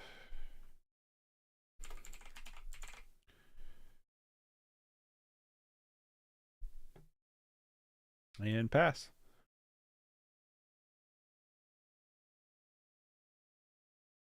I will ask the REI inbound strategist, are you the one in the... Okay. Are you the one in the Facebook group that... Say drew a land. That posted... I can't think of their name. Itabashi Sishu. As a list. Okay, cool. I actually got this list last night. I was streaming Rack last night. I've been on the Rack scam plan for a little while, and it's glad to see that somebody else also thought about it. I was just thinking one night, it was like, wonder if you could put the scam package into Rack. So I've been trying that out for a little while. And David Royale, who makes great popper content, if you want to check out his channel, was like, this list placed 2 in a Japanese tournament. And I looked at it and I was like, this looks awesome. It's like very, very close to what I was doing. But then playing... Yeah, David, what's up? I didn't know you were in here. Then, ooh, a piece of candy. I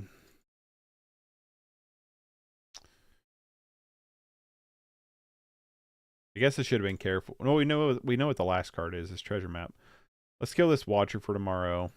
They can have that card in hand. Attack you for 3. Just pass. But yeah, he was like, yeah, this is basically like what you're trying to do. And I'm like, it is basically what I'm trying to do. You're absolutely right. So I'm always watching silently. No worries. And Augur of Skulls is a card I've liked in Pauper. So when I saw it was being played, I was like, this is what I want. You know what I mean? This Blast Zone can ruin my day. That's for sure. Because it can blow up our Pithing Needles. I'm going to plus Liliana and pitch Feign Death, which just feels weird. Hate Lily and Arena. Pretty much the only thing my middle deck loses to. Love Liliana. Probably my favorite Planeswalker ever printed.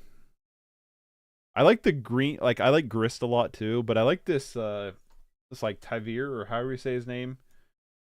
MTG Black Green Plains Walker. I also like Vraska a lot too, but I like Vraska more of a design image. Yeah, Tyvar, thank you.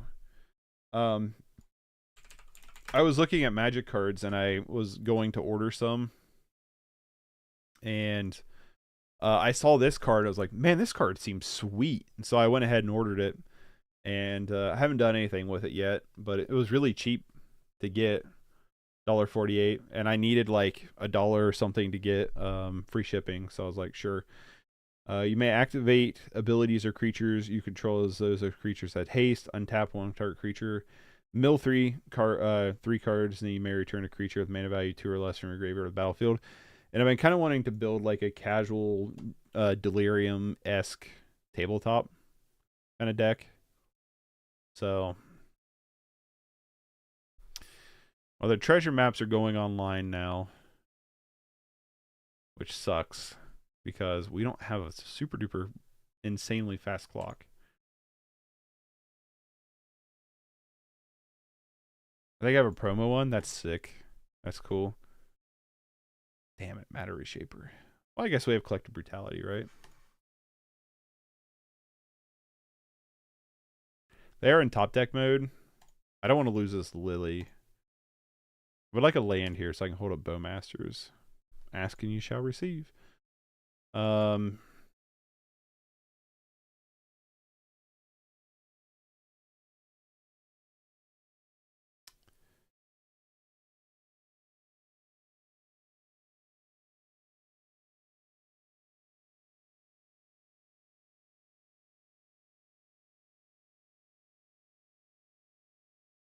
don't know why I still have that up.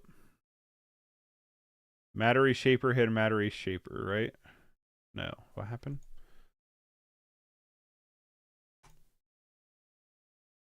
Oh, because it exiled. It didn't go to the graveyard. Ha ha ha ha ha.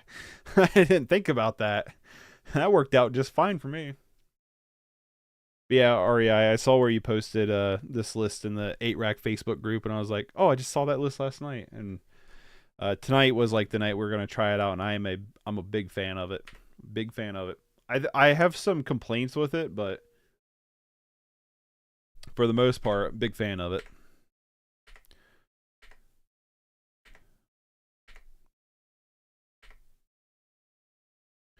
Yawgmoth.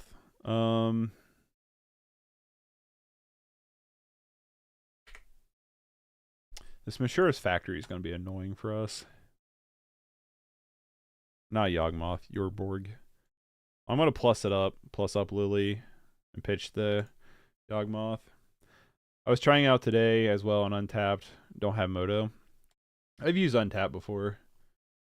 It's alright. I definitely like Moto better, but I also like completely understand, hey, this is free. You know what I mean?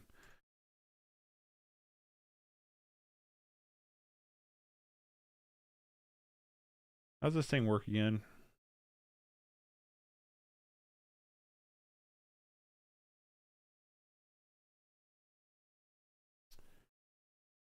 Yeah, start sacrificing treasures.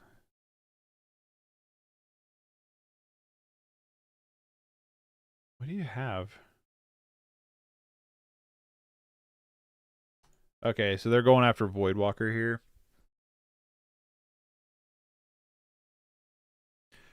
But yeah, what did you think about it, strategist?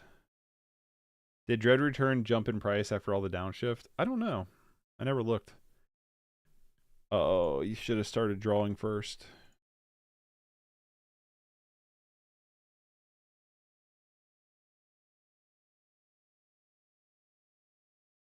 Problem is we're not really in a good attack mode right now, but I am just going to play Bowmasters out.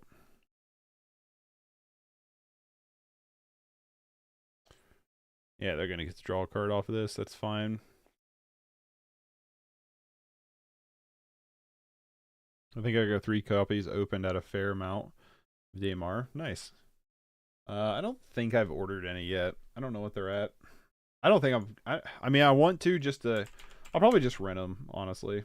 Because, like, I have a strong feeling in Pauper that's going to get banned. It's only 36 cents. So, that's not bad. I might have bought them. I don't know. Oh, I'm running out of time. Shit. I didn't realize I was running low on time.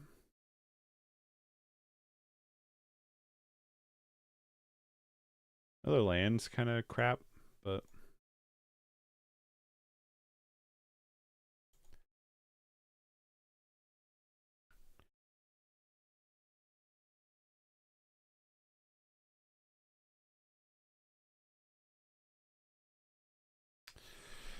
Biggest shift is thinking through mulligans and interactions with the scam package. I'm used to thinking around smallpox, which it doesn't run any. Yep, smallpox is gone.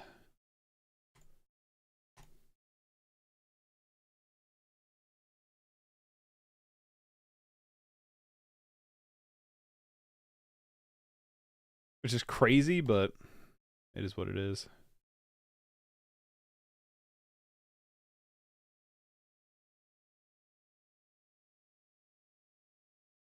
Sure. That click is definitely annoying.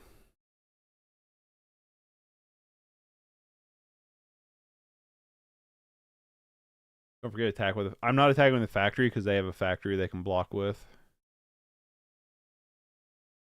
Well, that might have been a mistake for them.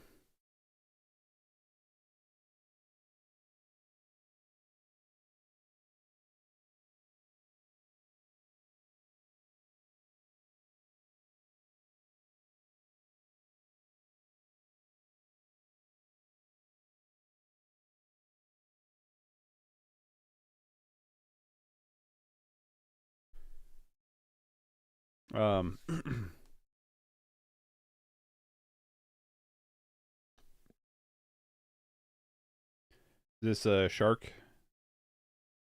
They draw a shark here. No, tribute mage. Sure.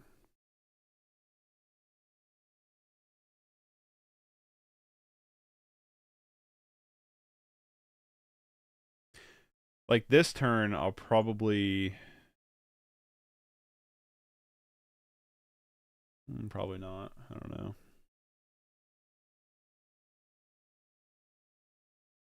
Jesus. Can I quit drawing land? Hold on. I'm like trying to think through this because I'm almost out of time. I think if I attack with this, I'm going to force the issue on him a little bit about the ratchet bombs and stuff.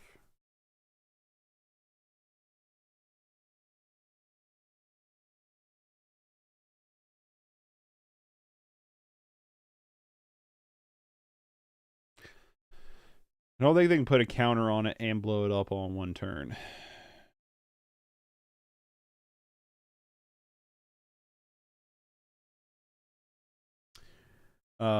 Yeah, I've been off smallpox for a while now, pretty much since Bowmasters came out. It just seemed like the better swap to me. I think we just ult this Lily here and put him in a bad situation.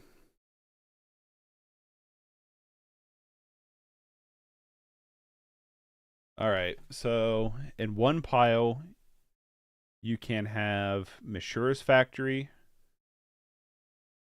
and an island. No. Mishura's factory, Treasure Cove. Or you can have the rest of this stuff.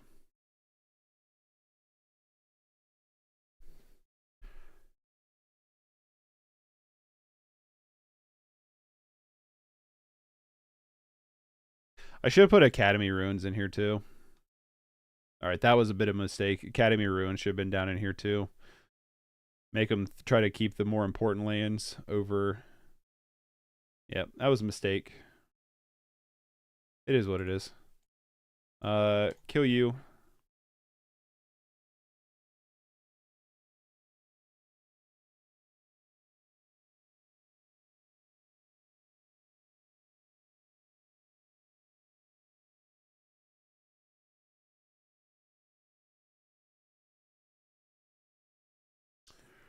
Don't forget attack with factor. Okay, right. How do you feel about the gutter snipe downshift? I haven't seen how gutter snipe's been running, but it just seems like a bad idea. All right, there goes our poor baby boy. Our poor little Bowmasters here. They're digging for something. Another relic, another redraw. Because they are just dead to factory if they don't have a way to interact with factory. Alright, they didn't have a way to interact with factory. Let's talk about the deck. It's getting late. Let's talk about this. I really like this build. I have a few complaints. My big complaints that I have with this build is 20 lands and 6 of them are colorless. Now, they're definitely asterisks with colorless because you have Urborg Tomb. So if you have that, technically they do tap for color. Well, there's been a couple times I've ran into where that's a problem. And then on top of that is getting your mana. You know, we do want to get to a point where if we need to hard cast Grief, we can. We don't have draw power really in the deck. So it's kind of hard to do so. You know, and we want to activate Saga. You know, we want to go that route. Saga is a land that disappears. You know what I mean? It doesn't always stay on the board.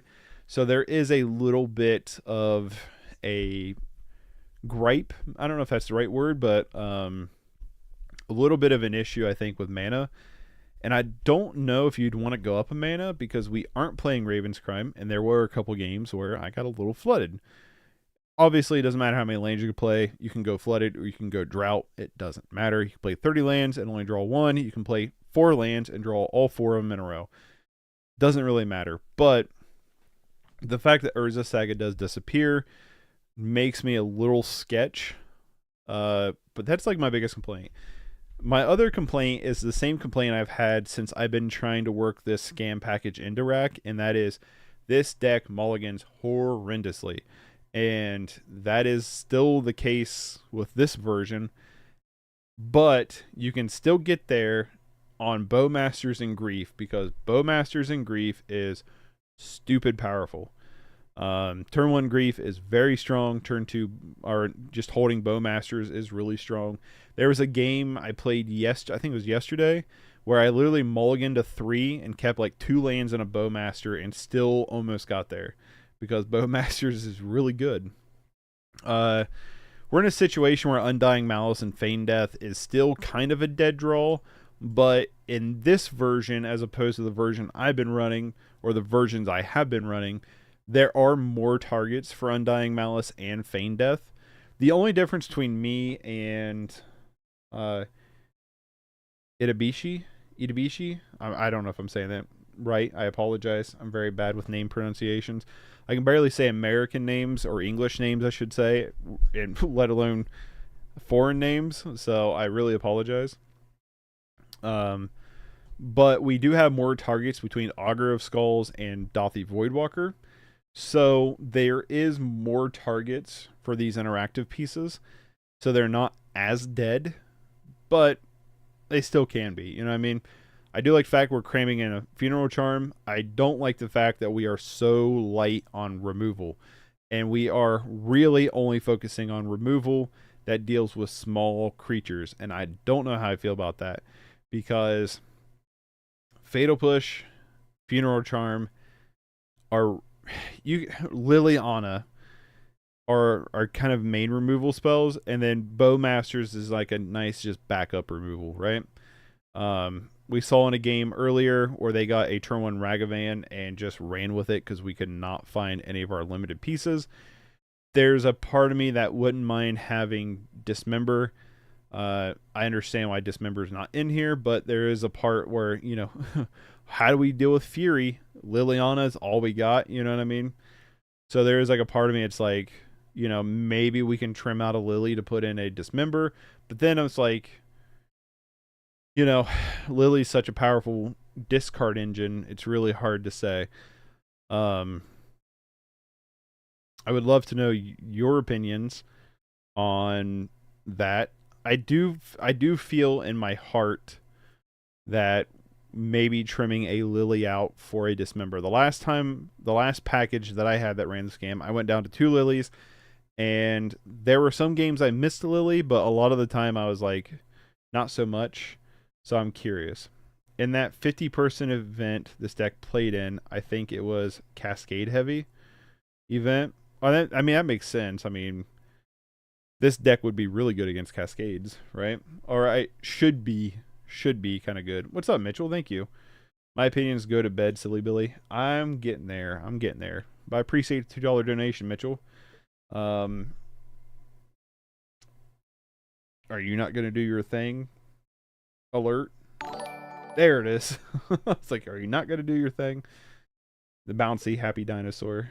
You know, that was like one thing is I looked at like some of the like notifications of being like, oh, I'll get some like custom ones or something, but I kind of like some of them. When you become a member, it's like the cool luchador. When you donate, it's like the cute bouncing dinosaur. So like some of them are like just totally worth just keeping. Anyway. So yeah, part of me is like, I kind of want to trim a Lily just for a dismember. I've played the rack since, when did I get turned on to the rack?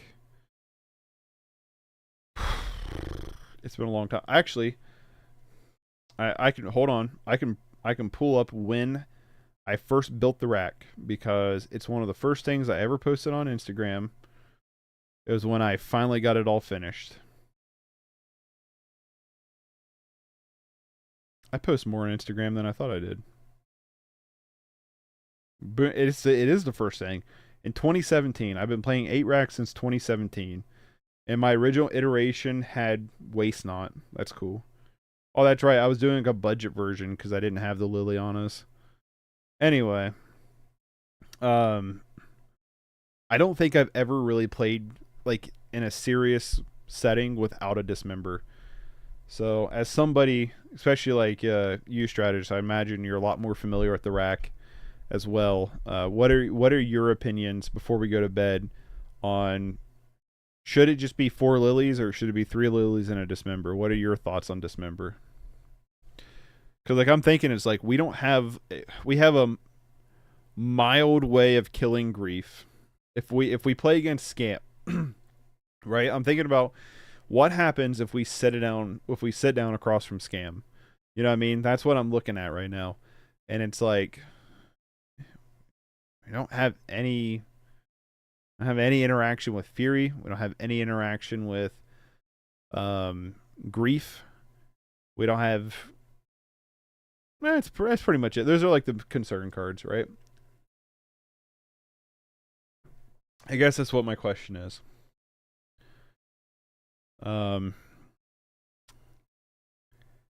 Yeah, don't know. But I like it a lot. I like this deck a lot.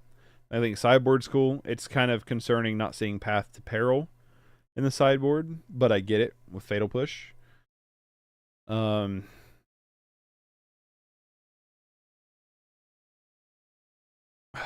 don't know. I guess I'm kind of like look at the list right now and I'm like, if you played against Rhinos, we don't have Ratchet Bomb and we don't have Path to Peril. Those are like the 2 cards we don't have for that matchup. So that makes me a little concerned. You know what I mean? But I like the sideboard. Played rack a lot, but stopped in early 2018 and just got back this year, but I never played with Dismember. I find Lily is still good enough, but maybe 3 is okay. That's what I'm trying to debate. I think I'll have one more day, which will be Friday. I'll have one more day to play the rack before the tournament. So I can try. Do I still have Dismembers on here? Yep. So I can try this, do a 1 Dismember addition and the 3 lilies. But the sideboard, like I said, Path to Peril has been kind of an all-star, and so has Ratchet Bomb for Saga tokens, for Rhino tokens. Obviously, go wide decks are rough. They're not going to be as rough, I guess, with the Scam package. So, yeah, maybe not. Don't know. This sideboard looks strong versus Tron too. Yeah, we took down the first game I played this stream was against Tron, and it honestly was kind of easy mode. we just stripped so much of their relevant hand. Voidwalker stole one of their big creatures. Yeah, it feels good. Feels good. Tron's been a bad matchup always. I've had to play Tron so much at my local stores before Modern kind of dried up around here. And 8-rack was always... You sit down against Tron, you're like, well, you just kind of got to buy, buddy. You know what I mean? It's like, I'll fight the good fight, but not a lot I can do against turn 3 Karn. And that's another thing, is we don't have any Sherald's Edicts. We don't have any Feed the Swarm, which Feed the Swarm doesn't really matter as much. We don't have any Blood Chief's Thirst. So seeing a list like this, it's like, you know what I mean? Like, wow. So I guess you really got to prioritize when you're playing this deck, like this version. Like, you really got to prioritize, like, this grief. These first picks with these griefs are going to be very important. And I think you probably have to take the things you're weakest against and then probably hope that you can draw into other things. Like I said, you back up a grief. I've found you back up a grief with Wrench Mine and potentially Augur of Souls. It's very strong, but it's a little rough. Why I got you in here, Strategist, I don't know if you're familiar with my channel or you've seen any of my other plays. This was what I was playing mostly last night. This was my build of Scam. This is where I kind of got to. I've tried it with 4 pieces of Undyingness, and I think you need 6. I've tried with 5 pieces too. I think you need 6. Feed the Swarm has been consistently good, but I could see trimming it out. I did cut Blood Chief's Thirst out. But Edict has been consistently strong for me. So, but yeah, this is what I've been working with. And I will say this too, is I know his list, or their list, I shouldn't assume, their list had, instead of Void Mirror, Chalice of the Void. But for me personally, I've liked Void Mirror more. The argument is Chalice of the Void can be cast for 0, so you could double spell, you could Chalice of the Void and then double spell, which obviously, you know, Chalice of the Void is going to be pretty good against the Cascade decks, right? But Void Mirror does the same thing. It's good against Cascade decks. It's also decent against Tron. If they're like stuck on mana or something, it can be good against Tron. And then the last thing is, it also counters all evoke creatures that are like the griefs, the furies, the solitudes, the subtleties. Void Mirror counters all of them. And I've actually beat Rhinos by somebody force of vigoring Void Mirror and not realizing, I was living in Void Mirror and not realizing that, hey, it's countered. So for me personally, I know like you're not double spelling with Void Mirror like you could be with Chalice of the Void, but I felt personally Void Mirror has been just kind of a little bit wider of a net. And then on top of that, the thing with Void Mirror is it dies to the same thing as Chalice. So I guess the question would be, are you going to prioritize you double spelling, or are you going to prioritize you catching a little bit wider of a net? And for me, who doesn't have any Chalice of the Voids, I'm going to lean into catching the wider net, so I don't have to buy Chalice. Yeah, I like Void Mirror. I saw that video with Play Against Evoke. I have been, yeah, since Modern Horizons came out, Modern Horizons 2, Void Mirror has been in my 8-rack sideboard. It's never left. It's been in there ever since. I've had a lot of cards rotate in and out of my sideboard with this deck, but Void Mirror has 100% stuck. I'm not a professional player. I don't have much accolades behind me in terms of playing, but I have been passionately playing 8-rack ever since I built it in 2017. And even though I took a couple years off of playing Magic, I took like 2 or 3 years off of playing Magic.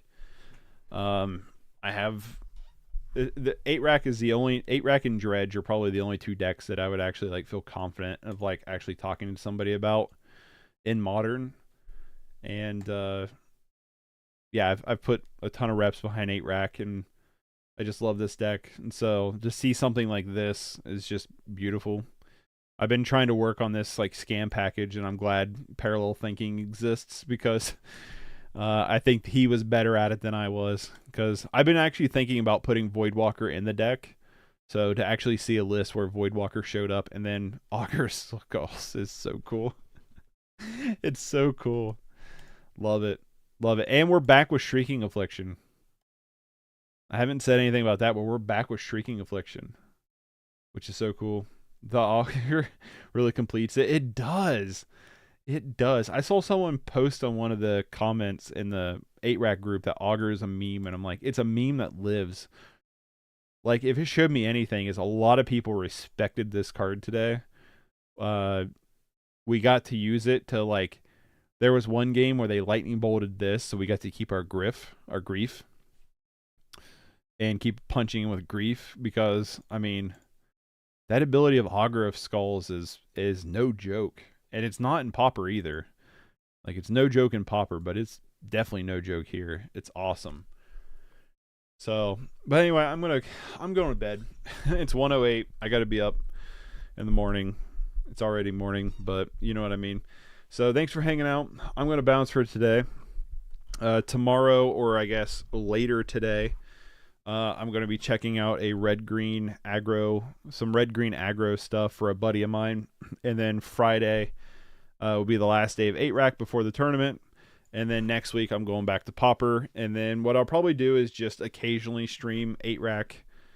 I wish I owned these cards rather than renting them, because then I'd play 8-rack probably once a week. But, you know, money. A lot of expensive cards. Oh yeah, I forgot. I guess Bowmasters is also expensive now too. Anyway, thanks for hanging out, guys. If you want to support the channel, you can consider becoming a member. 99 cents a month gets you access to the community Discord server, along with also getting your badge next to your name and the stream emotes and your name at the beginning of the end of stream. You'll see that here in a second. Best way to also support the channel for free is to just like, subscribe, share, and comment the content. All that goes a long way as well. And it's late. I hope everybody has a wonderful night. Everybody go to sleep. And this part doesn't matter if you're watching the VOD, but I will catch you all later. Good night, everybody.